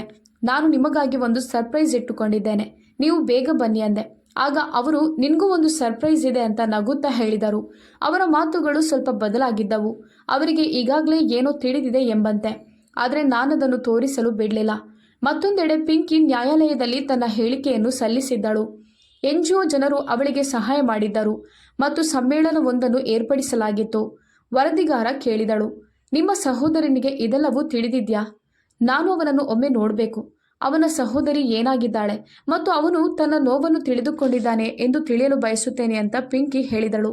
ಸಮಯ ಈಗ ನನಗೆ ವೇಗವಾಗಿತ್ತು. ಪ್ರತಿ ಕ್ಷಣವೂ ಪಿಂಕಿ ಬಾಗಿಲಲ್ಲಿ ನಿಂತಿದ್ದಾಳೆ ಅಂತ ನನಗೆ ಅನ್ನಿಸ್ತಿತ್ತು. ನಾನು ರಾತ್ರಿಯಲ್ಲಿ ಎಲ್ಲ ಬಾಗಿಲನ್ನು ಲಾಕ್ ಮಾಡಿ ಕ್ಯಾಮರಾಗಳ ರೆಕಾರ್ಡಿಂಗ್ ಅನ್ನು ಪರಿಶೀಲಿಸುತ್ತಿದ್ದೆ. ಆದ್ದರಿಂದ ನನ್ನ ಪತಿಗೆ ಏನೂ ತಿಳಿಯುವುದಿಲ್ಲ. ಇದು ನನ್ನ ಕೊನೆಯ ಪೂರ್ಣ ಪ್ರಯತ್ನವಾಗಿತ್ತು. ಆದರೆ ಹತ್ತಿರ ಬರುತ್ತಿರುವುದು ಚೇತನ್ ಮಾತ್ರ ಅಲ್ಲ, ಅದು ಸತ್ಯದ ಮರಳುವಿಕೆಯೂ ಆಗಿತ್ತು. ಮತ್ತು ನಾನು ಎಷ್ಟೇ ಬಾಗಿಲು ಮುಚ್ಚಿದರೂ ಆ ಸತ್ಯವು ಈಗ ನಿಲ್ಲುವುದಿಲ್ಲ. ಡೋರ್ ಬೆಲ್ ಬಾರಿಸಿದಾಗ ನಾನು ಕೊನೆಯ ಬಾರಿಗೆ ಕನ್ನಡಿಯಲ್ಲಿ ನನ್ನನ್ನು ನೋಡಿದೆ. ಬೆಳಕು ಚೆಲ್ಲಿ ನಾನು ಸ್ವಲ್ಪ ಸುಗಂಧ ದ್ರವ್ಯವನ್ನು ಹಚ್ಚಿದೆ. ನಾನು ನನ್ನ ಬಟ್ಟೆಗಳನ್ನು ಸರಿ ಮಾಡಿಕೊಂಡು ಬಾಗಿಲಿನ ಕಡೆಗೆ ಹೋದೆ. ನಾನು ಬಾಗಿಲು ತೆರೆದ ತಕ್ಷಣ ನನ್ನ ಗಂಡ ಒಳಗೆ ಬಂದರು. ಅವರು ಮೊದಲಿನ ಥರಾನೇ ಇದ್ದರು, ಆದರೆ ಅವರ ಕಣ್ಣುಗಳಲ್ಲಿ ಮೌನವಿತ್ತು. ಅದು ನನ್ನನ್ನು ಕಾಡುತ್ತಿತ್ತು. ನಾನು ಮುಗುಳ್ನಗುತ್ತಾ, ನೀವು ಕೊನೆಗೂ ಬಂದ್ರಲ್ಲ, ನೀವು ನನ್ನನ್ನು ಇಷ್ಟು ಹೊತ್ತು ಕಾಯುವಂತೆ ಮಾಡಿದ್ರಿ ಅಂತ ಹೇಳಿದೆ. ಅವರು ಮೌನವಾಗಿದ್ದರು. ನಂತರ ಅವರು ತನ್ನ ಬೂಟುಗಳನ್ನು ತೆಗೆದು ನೇರವಾಗಿ ಒಳಗೆ ಹೋಗಿ ಕುಳಿತರು. ನಾನು ಅಡುಗೆ ಮನೆಯಿಂದ ಚಹಾ ಟ್ರೇ ತೆಗೆದು ಅವರ ಮುಂದಿಟ್ಟೆ. ನಾನು ಏನಾದರೂ ಹೇಳಿ, ನೀವು ಬಹಳ ದಿನಗಳ ನಂತರ ಬಂದಿದ್ದೀರಿ ಅಂತ ಹೇಳಿದೆ. ಆದರೆ ಅವರು ಈಗ ನನಗೆ ಸುಸ್ತಾಗಿದೆ ಅಂತ ಹೇಳಿದರು. ನಾವು ಬೆಳಗ್ಗೆ ಮಾತನಾಡೋಣ, ನಾನು ಸ್ವಲ್ಪ ವಿಶ್ರಾಂತಿ ಪಡೆಯಬೇಕು ಎಂದರು. ಅವರ ವರ್ತನೆಯಿಂದ ನನಗೆ ಆಶ್ಚರ್ಯವಾಯಿತು. ಅವರು ಊಟ ಮಾಡದೆ ಸೀದಾ ಕೋಣೆಗೆ ಹೋದರು. ಬೆಳಗಿನ ಸಮಯ ಅವರು ಉಪಹಾರದ ಮೇಜಿನ ಮೇಲೆ ಬಳಿ ಕುಳಿತಿದ್ದರು. ನಾನು ಮೌನವಾಗಿ ಚಹಾ ಕಪ್ಪನ್ನು ಅವರ ಮುಂದಿಟ್ಟೆ. ನನ್ನ ಕೈಗಳು ನಡುಗುತ್ತಿದ್ದವು, ಆದರೆ ನಾನು ನನ್ನನ್ನು ನಿಯಂತ್ರಿಸುತ್ತಿದ್ದೆ. ನಾನು ಬೇರೇನಾದರೂ ತರಬೇಕಾ ಅಂತ ಮೃದುವಾಗಿ ಕೇಳಿದೆ. ಆಗ ಅವರು ನನ್ನನ್ನು ನೋಡದೆ, ಬಾ ಕುಳಿತುಕೋ, ನಾನು ನಿನ್ನೊಂದಿಗೆ ಮಾತನಾಡಬೇಕು ಅಂತ ಹೇಳಿದಾಗ ನಾನು ಕುರ್ಚಿಯನ್ನು ಎಳೆದು ಅವರ ಮುಂದೆ ಕುಳಿತೆ. ಅವರು ತನ್ನ ಜೇಬಿನಿಂದ ದಪ್ಪನೆಯ ಫೈಲ್ ತೆಗೆದು ಮೇಜಿನ ಮೇಲೆ ಇಟ್ಟ ನಂತರ ತನ್ನ ಮೊಬೈಲ್ನಿಂದ ವಿಡಿಯೋ ಪ್ಲೇ ಮಾಡಿದ್ರು. ಈ ಬಾರಿ ಧ್ವನಿ ಸ್ವಲ್ಪ ಜೋರಾಗಿತ್ತು. ಅದು ಸ್ಪಷ್ಟವಾಗಿ ಕೇಳುತ್ತಿತ್ತು. ಆ ಮಾತುಗಳು ಹೀಗಿದ್ದವು: ಅಣ್ಣ, ನೀನು ನನ್ನ ಧ್ವನಿಯನ್ನು ಕೇಳಿದರೆ ಒಮ್ಮೆ ನನ್ನತ್ತ ನೋಡು, ಒಮ್ಮೆ ನನ್ನ ಮಾತು ಕೇಳು. ಅಣ್ಣ, ನಾನು ಸಾಯುವ ಮುನ್ನ ನಿನ್ನನ್ನು ಒಮ್ಮೆ ಭೇಟಿ ಆಗಬೇಕು. ಆ ವಿಡಿಯೋದಲ್ಲಿ ನನ್ನ ನಾದಿನಿ ಪಿಂಕಿಯ ಧ್ವನಿ ಇತ್ತು. ನಾನು ನನ್ನ ಜೀವನದಿಂದ ಹೊರಹಾಕಿದ ಅದೇ ಹುಡುಗಿ. ನನ್ನ ಉಸಿರು ನಿಂತಂತೆ ಭಾಸವಾಗುತ್ತಿತ್ತು. ನಾನು ಕೈ ಚಾಚಿ ಮೊಬೈಲ್ ಆಫ್ ಮಾಡಲು ಪ್ರಯತ್ನಿಸಿದೆ, ಆದರೆ ಅವರು ನನ್ನನ್ನು ತಡೆದರು. ಈಗ ನೀನು ಇದನ್ನೆಲ್ಲ ಕೇಳೋದು ಮುಖ್ಯ, ಯಾಕಂದರೆ ನೀನು ವರ್ಷಗಳಿಂದ ಮರೆ ಮಾಡಿದ್ದೆಲ್ಲ ಈಗ ನನ್ನ ಮುಂದೆ ಬಹಿರಂಗವಾಗಿದೆ ಅಂತ ಅವರು ಹೇಳಿದರು. ನಾನು ನಡುಗುವ ಧ್ವನಿಯಲ್ಲಿ, ಇದೆಲ್ಲ ಸುಳ್ಳು ಚೇತನ್ ಎಂದು ಹೇಳಿದೆ. ಈ NGO ಜನರಿಗೆ ಏನೂ ತಿಳಿದಿಲ್ಲ. ಅವರು ನಗಲು ಪ್ರಾರಂಭಿಸಿದರು ಮತ್ತು ಮೆಲ್ಲ ಮಾತನಾಡುವಂತ ಹೇಳಿದರು. ನಾನು NGO ಮುಖ್ಯಸ್ಥರೊಂದಿಗೆ ಮಾತನಾಡಿದ್ದೇನೆ. ನಿನ್ನ ಪಾತ್ರವು ಮತ್ತೆ ಮತ್ತೆ ಪುನರಾವರ್ತಿತವಾಗಿರುವ ಎಲ್ಲ ವರದಿಗಳನ್ನು ಅವರು ನನಗೆ ನೀಡಿದ್ದಾರೆ. ನೀನು ಎಲ್ಲ ಕಡೆ ಇದೆಯಾ. ನೀನು ಮತ್ತು ನಿನ್ನ ನೆರಳು ಪ್ರತಿಯೊಂದು ಪದದಲ್ಲೂ ಇವೆ. ನಾನು ಫೈಲ್ ನೋಡಲಿಲ್ಲ. ನಾನು ನನ್ನ ಕೈಗಳನ್ನು ನೋಡುತ್ತಲೇ ಇದ್ದೆ. ಅವರು ಹೇಳಿದರು. ನಾನು ಈ ವಿಡಿಯೋವನ್ನು ಮೊದಲ ಬಾರಿಗೆ ನೋಡಿದಾಗ ನನ್ನ ಕಣ್ಣುಗಳನ್ನು ನಂಬಲು ಸಾಧ್ಯವಾಗಲಿಲ್ಲ. ಇದು ಯಾವುದೋ ಪಿತೂರಿ, ಶತ್ರುವಿನ ಕುತಂತ್ರ ಅಂತ ನಾನು ಭಾವಿಸಿದೆ. ಆದರೆ ನಂತರ ನಾನು ಅವಳ ಪತ್ರವನ್ನು ಓದಿದೆ. ನಾನು ಅವಳ ಧ್ವನಿಯನ್ನು ಕೇಳಿದೆ. ಅವಳ ಮೌನವನ್ನು ಅರ್ಥ ಮಾಡಿಕೊಂಡೆ. ನೀನು ನನ್ನ ನಂಬಿಕೆಯನ್ನು ಮುರಿದೆ, ಅದು ಕೂಡ ನಗುತ್ತಾ. ಕೊನೆಯ ಅನುಮಾನದ ಬಗ್ಗೆ ನಾನು ಏನೂ ಹೇಳಲು ಬಯಸಿದ್ದೆ ಚೇತನ್, ಆದರೆ ನಾನು ಏನು ಮಾಡಿದರೂ ಅದು ಪರಿಸ್ಥಿತಿಯ ಬಲವಂತದಿಂದಾಗಿ. ಆ ಸಮಯದಲ್ಲಿ ನನಗೆ ಬೇರೆ ದಾರಿ ಇರಲಿಲ್ಲ. ಚೇತನ್, ಸುಮ್ಮನಿರು ಅಂತ ಹೇಳಿದರು. ಅವರು ಜೋರಾಗಿ ಕೂಗಿದರು. ಈಗ ನಾನು ನಿನ್ನ ಒಂದು ಮಾತನ್ನು ಸಹ ನಂಬೋದಿಲ್ಲ. ನಿನ್ನ ಅನುಕೂಲಕ್ಕಾಗಿ ಒಬ್ಬ ಮುಗ್ಧ ಹುಡುಗಿಯ ಜೀವನವನ್ನು ಹಾಳು ಮಾಡಿದೆ ಮತ್ತು ನನಗೆ ನಕಲಿ ಫೋಟೋಗಳನ್ನು ತೋರಿಸುವ ಮೂಲಕ ನನ್ನನ್ನು ಮರಳು ಮಾಡುತ್ತಲೇ ಇದ್ದೆ. ನಾನು ಅವಳಿಗೆ ಹಾನಿ ಮಾಡುವ ಉದ್ದೇಶವನ್ನು ಎಂದಿಗೂ ಹೊಂದಿರಲಿಲ್ಲ ಅಂತ ಅಳುತ್ತಾ ಹೇಳಿದೆ. ನೀನವಳನ್ನು ಮಾರಿದ ದಿನ ಅವಳ ದೇಹವನ್ನು ಮಾರಾಟ ಮಾಡಲಾಗಿಲ್ವಾ ಎಂದು ಅವನು ಕೂಗಿದನು. ಅವಳ ಆತ್ಮವು ಮುರಿದು ಹೋಯಿತು. ನೀನವಳಿಂದ ನನ್ನನ್ನು, ಮನೆ ಗೌರವವನ್ನು ಅವಳಿಂದ ಕಸಿದುಕೊಂಡೆ. ನಿನ್ನ ಸಿಹಿ ಮಾತುಗಳಿಂದ ನಾನು ಯಾವಾಗಲೂ ಮೋಸ ಹೋಗುತ್ತೇನೆ ಅಂತ ನೀನು ಭಾವಿಸಿದ್ದೆ. ನನ್ನ ಕಣ್ಣುಗಳಿಂದ ಕಣ್ಣೀರು ಹರಿಯಲು ಪ್ರಾರಂಭಿಸಿತು. ನಾನು ನನ್ನ ಗಂಡನ ಪಾದಗಳನ್ನು ಹಿಡಿದು, ದಯವಿಟ್ಟು ಚೇತನ್, ನನಗೆ ಒಂದು ಅವಕಾಶ ಕೊಡಿ, ನಾನೆಲ್ಲವನ್ನು ಸರಿಪಡಿಸುತ್ತೇನೆ ಅಂತ ಹೇಳಿದೆ. ಅವರು ಹೇಳಿದರು, ಇಲ್ಲ ಮಲ್ಲಿಕಾ, ನಿನಗೆ ಅನೇಕ ಅವಕಾಶಗಳಿದ್ದವು. ಅವಳು ಕರೆ ಮಾಡುವಾಗ, ಅವಳು ಬಾಗಿಲಿಗೆ ಬಂದಾಗ, ಅವಳು ಮಳೆಯಲ್ಲಿ ಒದ್ದೆಯಾದಾಗ ನೀನು ಪ್ರತಿ ಬಾರಿಯೂ ಬಾಗಿಲು ಮುಚ್ಚುತ್ತಿದ್ದೆ. ಇಂದು ಅದೇ ಬಾಗಿಲುಗಳು ನಿನಗೆ ಮುಚ್ಚಲಿದೆ. ಅವರ ಮಾತು ಕೇಳಿ ನಾನು ಕಿರುಚಿದೆ. ನಾನು ಹೇಳಿದೆ, ಚೇತನ್, ನಾನು ಪಶ್ಚಾತ್ತಾಪ ಪಡುತ್ತಿದ್ದೇನೆ. ನಾನು ನೊಂದು ಸಾಯುತ್ತಿದ್ದೇನೆ. ಅವರು ಹೊರಡಲು ತಿರುಗಿದರು. ನಂತರ ಅವರು ನಿಂತು ಹೇಳಿದರು, ನೀನವಳ ಕೈಯನ್ನು ಒಬ್ಬ ವೃದ್ಧನಿಗೆ ಕೊಟ್ಟ ದಿನ ನೀನು ಸಾವು ಮತ್ತು ಬದುಕುವುದರ ನಡುವಿನ ವ್ಯತ್ಯಾಸವನ್ನು ಅಳಿಸಿ ಹಾಕಿದ್ಯಾ. ಈಗ ಪಶ್ಚಾತ್ತಾಪ ಪಡಲು ಸಮಯವಿಲ್ಲ. ಈಗ ಲೆಕ್ಕ ಹಾಕುವ ಸಮಯ ಬಂದಿದೆ. ಆ ಕ್ಷಣದಲ್ಲಿ ಕೆಲಸದವನು ಬಾಗಿಲಿಗೆ ಬಂದು ಹೇಳಿದನು, ಯಜಮಾನ್ರೆ, ಕೆಲವು ಜನರು ನಿಮ್ಮನ್ನು ಹೊರಗೆ ಭೇಟಿಯಾಗಲು ಬಂದಿದ್ದಾರೆ. ಅವರು NGOದವರು. ಅವರ ಜೊತೆ ಒಬ್ಬ ವರದಿಗಾರನೂ ಇದ್ದಾನೆ.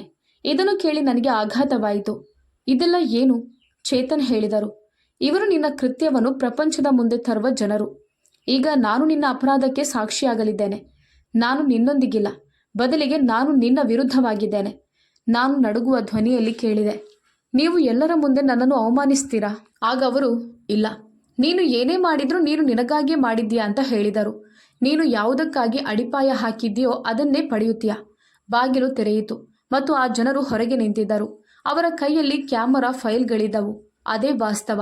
ನಾನು ಮಣ್ಣಿನಲ್ಲಿ ಹೂತು ಹಾಕಲು ಪ್ರಯತ್ನಿಸಿದ ಅದೇ ಪುರಾವೆ. ಚೇತನ್ ಕೊನೆಯ ಬಾರಿಗೆ ನನ್ನನ್ನು ನೋಡಿ, ಈಗ ನೀನು ನಿನ್ನ ಸತ್ಯವನ್ನು ಎದುರಿಸಬೇಕು ಅಂತ ಹೇಳಿದ್ರು. ನಾನು ನನ್ನ ತಂಗಿಯೊಂದಿಗೆ ಹೋಗ್ತಿದ್ದೇನೆ. ಅವಳೀಗ ನನ್ನ ತಂಗಿ ಮಾತ್ರವಲ್ಲ, ನನ್ನ ಮಗಳೂ ಆಗಿದ್ದಾಳೆ. ಬಾಗಿಲು ಮುಚ್ಚಲಾಯಿತು ಮತ್ತು ನಾನು ಅದೇ ಫೈಲನ್ನು ನನ್ನ ಕೈಯಲ್ಲಿ ಹಿಡಿದುಕೊಂಡು ನೆಲದ ಮೇಲೆ ಕುಳಿತಿದ್ದೆ. ಮೊದಲ ಬಾರಿಗೆ ಪರದೆಯು ಸುಳ್ಳಿನ ಮೇಲೆ ಮಾತ್ರವಲ್ಲ ಎಂದು ನನಗೆ ಅನ್ನಿಸ್ತು. ಅದು ಪಾತ್ರದ ಮೇಲೂ ಮತ್ತು ಇಂದು ಆ ಪರದೆಯನ್ನು ಎತ್ತಲಾಗಿದೆ. ಮನೆಯ ಸಭಾಂಗಣದಲ್ಲಿ ಕುರ್ಚಿಗಳನ್ನು ಇರಿಸಲಾಗಿತ್ತು. ಇದೆಲ್ಲ ಯಾಕೆ ನಡೆಯುತ್ತಿದೆ ಅಂತ ನನಗೆ ಆಶ್ಚರ್ಯವಾಯಿತು. ಮೊದಲಿಗೆ ನಾನು ಸಭೆ ಇರಬಹುದೆಂದು ಭಾವಿಸಿದೆ. ಬಹುಶಃ ಪಿಂಕಿ ಏನನ್ನಾದರೂ ಅರ್ಥ ಮಾಡಿಕೊಳ್ಳುವ ಮನಸ್ಥಿತಿಯಲ್ಲಿರಬಹುದು. ಆದರೆ ಕೆಲಸದವ ಬಂದು ಯಜಮಾನರು, ನೆರೆಹೊರೆಯ ಜನರು, ಸಂಬಂಧಿಕರು ಮತ್ತು ಎಲ್ಲ ಕೆಲಸದವರನ್ನು ಈ ಸಂಜೆಗೆ ಕರೆದಿದ್ದಾರೆ ಅಂತ ಹೇಳಿದಾಗ ನನ್ನ ಪತಿ ನನ್ನನ್ನು ಒಂಟಿಯಾಗಿ ಬಿಟ್ಟಿದ್ದಾರೆಂದು ಕೇಳಿ ನನಗೆ ಆತಂಕವಾಯಿತು. ನಂತರ ನಾನು ಸಂಜೆ ಹಿಂತಿರುಗಿದೆ. ಸಂಜೆಗೆ ಸ್ವಲ್ಪ ಮುಂಚೆಯೇ ಅತಿಥಿಗಳು ಬರಲು ಪ್ರಾರಂಭಿಸಿದ್ರು. ನನ್ನ ಗಂಡನ ಚಿಕ್ಕಪ್ಪ ಮತ್ತು ಮಾವ ಮತ್ತು ಅವರ ಇತರ ಕೆಲವು ಸಂಬಂಧಿಕರು, ನೆರೆಹೊರೆಯ ಶಿಲ್ಪಾರವರು ಮತ್ತು ಇತರ ಕೆಲವು ದೊಡ್ಡ ಜನರು ಮತ್ತು ನಾನು ವರ್ಷಗಳಿಂದ ನಿರ್ಲಕ್ಷಿಸುತ್ತಿದ್ದ ಇನ್ನೂ ಅನೇಕರು. ಇಂದು ಎಲ್ಲರ ಮುಖದಲ್ಲಿ ವಿಚಿತ್ರವಾದ ಆಸಕ್ತಿ ಇತ್ತು. ಕೋಣೆಯ ವಾತಾವರಣವು ಭಾರವಾಗಿತ್ತು. ಚೇತನ್ ಒಳಗೆ ಬಂದಾಗ ಪಿಂಕಿ ಕೂಡ ಅವನೊಂದಿಗಿದ್ದಳು. ಈಗ ಮಹಿಳೆಯಾಗಿದ್ದ ಅದೇ ಹುಡುಗಿ. ಅವಳ ಮುಖದಲ್ಲಿ ಶಾಂತಿ ಇತ್ತು. ಆದರೆ ವರ್ಷಗಳ ಹಿಂದೆ ನಾನವಳಿಗೆ ಕೊಟ್ಟ ಗಾಯಗಳು ಇನ್ನೂ ಇದ್ದವು. ಅವರು ಎಲ್ಲರನ್ನೂ ಕುಳಿತುಕೊಳ್ಳಲು ಹೇಳಿದರು. ನಾನು ಹಾಲ್ನ ಒಂದು ಮೂಲೆಯಲ್ಲಿ ನಿಂತಿದ್ದೆ. ನನ್ನ ಕಣ್ಣುಗಳು ಕೆಳಮುಖವಾಗಿದ್ದವು. ನನ್ನ ಹಣೆಯ ಮೇಲೆ ಬೆವರು ಇತ್ತು. ಚೇತನ್ ಎಲ್ಲರನ್ನೂ ನೋಡಿದರು. ನಂತರ ಅವರು, ಇಂದು ನಾನು ನಿಮ್ಮೆಲ್ಲರ ಮುಂದೆ ಒಂದು ನಿರ್ಧಾರವನ್ನು ಘೋಷಿಸಲಿದ್ದೇನೆ ಅಂತ ಹೇಳಿದರು. ಆದರೆ ಅದಕ್ಕೂ ಮೊದಲು ನೀವೊಂದು ಕಥೆಯನ್ನು ಕೇಳಬೇಕು. ಅವರು ಹಿಂದಿನ ದಿನಗಳಲ್ಲಿ ನನಗೆ ತೋರಿಸಿದ ಅದೇ ವಿಡಿಯೋವನ್ನು ಪರದೆಯ ಮೇಲೆ ಪ್ಲೇ ಮಾಡಿದ್ರು. ಅದೇ ಕಿರುಚಾಟ, ಅದೇ ಮೌನ, ಅದೇ ಗಾಯಗಳು. ವಿಡಿಯೋ ಮುಗಿದಾಗ ಸಭಾಂಗಣದಲ್ಲಿ ಸಂಪೂರ್ಣ ಮೌನವಿತ್ತು. ನೆರೆಹೊರೆಯ ಮಹಿಳೆಯರು ತಕ್ಷಣ, ಓ ದೇವ್ರೆ, ಇದು ಪಿಂಕಿ ಅತ್ತಿಗೆ ಅಂತ ಕೇಳಿದ್ರು. ಚೇತನ್ ಹೇಳಿದ, ಹೌದು, ನಾನು ನನ್ನ ತಂಗಿಯನ್ನು ನಂಬಿಕೆಯಿಂದ ಅವಳ ಕೈಗೆ ಒಪ್ಪಿಸಿದ ಅದೇ ಮಹಿಳೆ ಇವಳು. ಮತ್ತು ನಾನು ಇಲ್ಲದಿದ್ದಾಗ ಆ ನಂಬಿಕೆಯನ್ನು ಮಾರಿದ ಅದೇ ಮಹಿಳೆ ಇವಳು. ನನ್ನ ಅತ್ತೆಯ ಸಂಬಂಧಿಕರು ಆಶ್ಚರ್ಯದಿಂದ ನನ್ನನ್ನು ನೋಡಿದರು ಮತ್ತು ನನ್ನ ಗಂಡನ ಚಿಕ್ಕಪ್ಪ, ಇದೆಲ್ಲ ನಿಜನಾ ಮಗಳೇ? ನೀನಿದನ್ನು ಹೇಗೆ ಮಾಡಿದಿ? ನಾನೇನೋ ಹೇಳಲು ಬಾಯಿ ತೆರೆದೆ, ಆದರೆ ನನ್ನ ನಾಲಿಗೆ ಸಹಕರಿಸಲಿಲ್ಲ. ಚೇತನ್ ಮುಂದೆ ಹೋಗಿ ಫೈಲನ್ನು ಎಲ್ಲರ ಮುಂದೆ ಇಟ್ಟು, ಇದು ನಿಜವಾದ ವರದಿ, NGO ತನಿಖೆಯ ವಕೀಲರ ಹೇಳಿಕೆ ಮತ್ತು ನಾನು ನನ್ನ ಕಣ್ಣಿನಿಂದ ನೋಡಿದ ಎಲ್ಲವೂ ಅಂತ ಹೇಳಿದರು. ಜನರು ಒಬ್ಬೊಬ್ಬರಾಗಿ ಫೈಲ್ ಹತ್ತಿರ ಬಂದರು. ಎಲ್ಲರೂ ಪುಟಗಳನ್ನು ತಿರುಗಿಸಿದರು. ಕೆಲವರು ತಲೆಯಾಡಿಸುತ್ತಿದ್ದರು, ಕೆಲವರು ನಿಟ್ಟುಸಿರು ಬಿಡುತ್ತಿದ್ದರು. ನಂತರ ಒಂದು ಧ್ವನಿ ಬಂದಿತು. ಅಂತಹ ಮಹಿಳೆಯನ್ನು ಯಾರೂ ತಾಯಿ ಅಂತ ಕರೀಬಾರ್ದು. ಒಬ್ಬ ಮಹಿಳೆ ಮುಂದೆ ಬಂದು, ಮಾಲೀಕ್ರೆ, ನಾವು ನಿಮಗಾಗಿ ಕೆಲಸ ಮಾಡುತ್ತಿದ್ದಕ್ಕೆ ನಮಗೆ ನಾಚಿಕೆ ಆಗ್ತಿದೆ ಅಂತ ಹೇಳಿದಳು. ನಾನು ಹಿಂದೆ ಸರಿದು ಗೋಡೆಗೆ ಹೊರಗೆ ನಿಂತೆ. ಚೇತನ್ ಕೂಗುತ್ತಾ, ನಾನು ನ್ಯಾಯಕ್ಕಾಗಿ ಇಲ್ಲಿ ನಿಂತಿದ್ದೇನೆ ಅಂತ ಹೇಳಿದ್ರು. ನನ್ನ ತಂಗಿ ಇಂದು ನನ್ನೊಂದಿಗಿದ್ದಾಳೆ ಮತ್ತು ಇಂದಿನಿಂದ ಇವಳು ನನ್ನ ಜೀವನದಿಂದ ಸಂಪೂರ್ಣವಾಗಿ ಹೊರಹೋಗುತ್ತಾಳೆ ಎಂದು ನಾನು ಎಲ್ಲರ ಮುಂದೆ ಘೋಷಿಸುತ್ತೇನೆ ಅಂತ ಹೇಳಿದ್ರು. ನಂತರ ಅವರು ತನ್ನ ಕೈಯನ್ನು ನನ್ನ ಕಡೆಗೆ ತೋರಿಸುತ್ತಾ, ನನ್ನ ನಂಬಿಕೆಯನ್ನು ಮುರಿದವಳು ಅಂತ ಹೇಳಿದರು.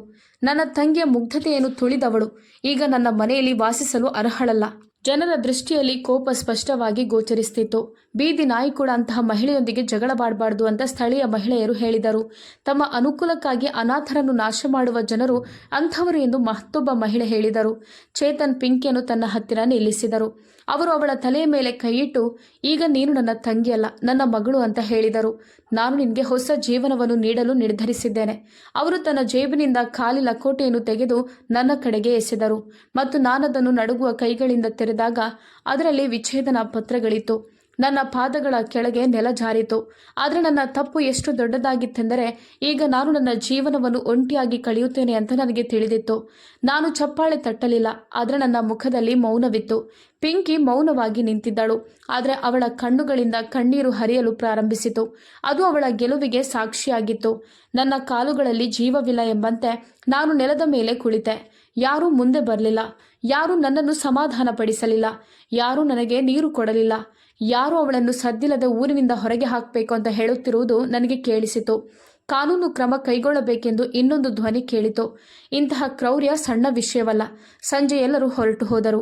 ಚೇತನ್ ನನ್ನ ವಸ್ತುಗಳನ್ನು ಪ್ಯಾಕ್ ಮಾಡಲು ಹೇಳಿದರು ಮತ್ತು ಕೆಲಸದವರಿಗೆ ಅವಳು ಇನ್ನು ಮುಂದೆ ಈ ಸ್ಥಳದ ಒಡತಿಯಲ್ಲ ಅಂತ ಹೇಳಿದರು. ಅವಳಿಗೆ ನೀಡಲಾದ ಗೌರವವನ್ನು ಕಸಿದುಕೊಂಡಿದ್ದಾಳೆ. ನನಗೆ ಹೇಳಲು ಏನೂ ಉಳಿದಿಲ್ಲ. ನಾನು ನನ್ನ ಕಣ್ಣುಗಳನ್ನು ತಗ್ಗಿಸಿದ್ದೆ. ಪಿಂಕಿ ಈಗ ಈ ಮನೆಯಲ್ಲಿ ವಾಸಿಸುತ್ತಾಳೆ ಮತ್ತು ನಾನು ಅವಳ ಸ್ಥಾನವನ್ನು ಕಸಿದುಕೊಳ್ಳಲು ಸಾಧ್ಯವಿಲ್ಲ ಅಂತ ನಾನು ಕೇಳಿದೆ. ಬಾಗಿಲಲ್ಲಿ ನಿಂತು ಚೇತನ್ ಕೊನೆಯ ಬಾರಿಗೆ ನನ್ನನ್ನು ನೋಡಿ, ನೀನೇ ಆರಿಸಿಕೊಂಡ ಹಾದಿಯಲ್ಲಿ ಹೋಗು ಅಂತ ಹೇಳಿದ್ರು. ನನ್ನ ಮನೆಯ ಬಾಗಿಲುಗಳು ನಿನಗೆ ಶಾಶ್ವತವಾಗಿ ಮುಚ್ಚಲ್ಪಟ್ಟಿದೆ.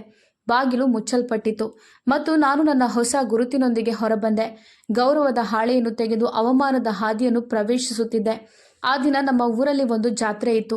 ಜಾತ್ರೆಯಲ್ಲಿ ಒಂದು ದೊಡ್ಡ ಕಾರ್ಯಕ್ರಮವನ್ನು ಆಯೋಜಿಸಲಾಗಿತ್ತು.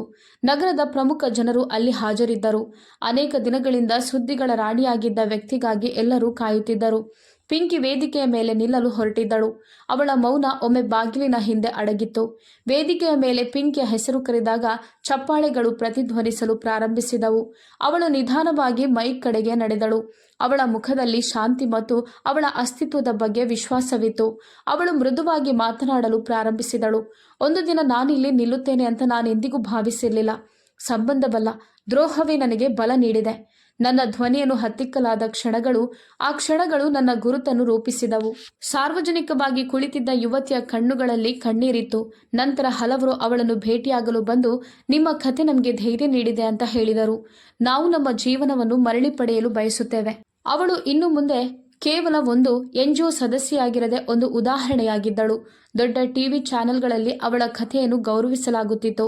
ಅವಳ ಕಥೆಯನ್ನು ಗೌರವದಿಂದ ತೋರಿಸಲಾಯಿತು. ಅವಳ ವಿಡಿಯೋ ವೈರಲ್ ಆಯಿತು. ಸಾಮಾಜಿಕ ಮಾಧ್ಯಮದಲ್ಲಿ ಜನರು ಪಿಂಕಿಯನ್ನು ಹೊಗಳಿದರು ಮತ್ತು ಪ್ರಾರ್ಥನೆಯ ಸಂದೇಶಗಳನ್ನು ಬಿಟ್ಟರು. ಒಂದು ದಿನ ಒಂದು ಸಂದರ್ಶನದಲ್ಲಿ ಹಿರಿಯ ನಿರೂಪಕರೊಬ್ಬರು ಅವಳನ್ನು ಕೇಳಿದರು, ಇಷ್ಟು ದೊಡ್ಡ ದ್ರೋಹ ಮತ್ತು ಗಾಯದ ನಂತರವೂ ನೀವು ಕ್ಷಮೆಯ ಮಾರ್ಗವನ್ನು ಯಾಕೆ ಆರಿಸಿಕೊಂಡಿದ್ದೀರಿ ಎಂದು.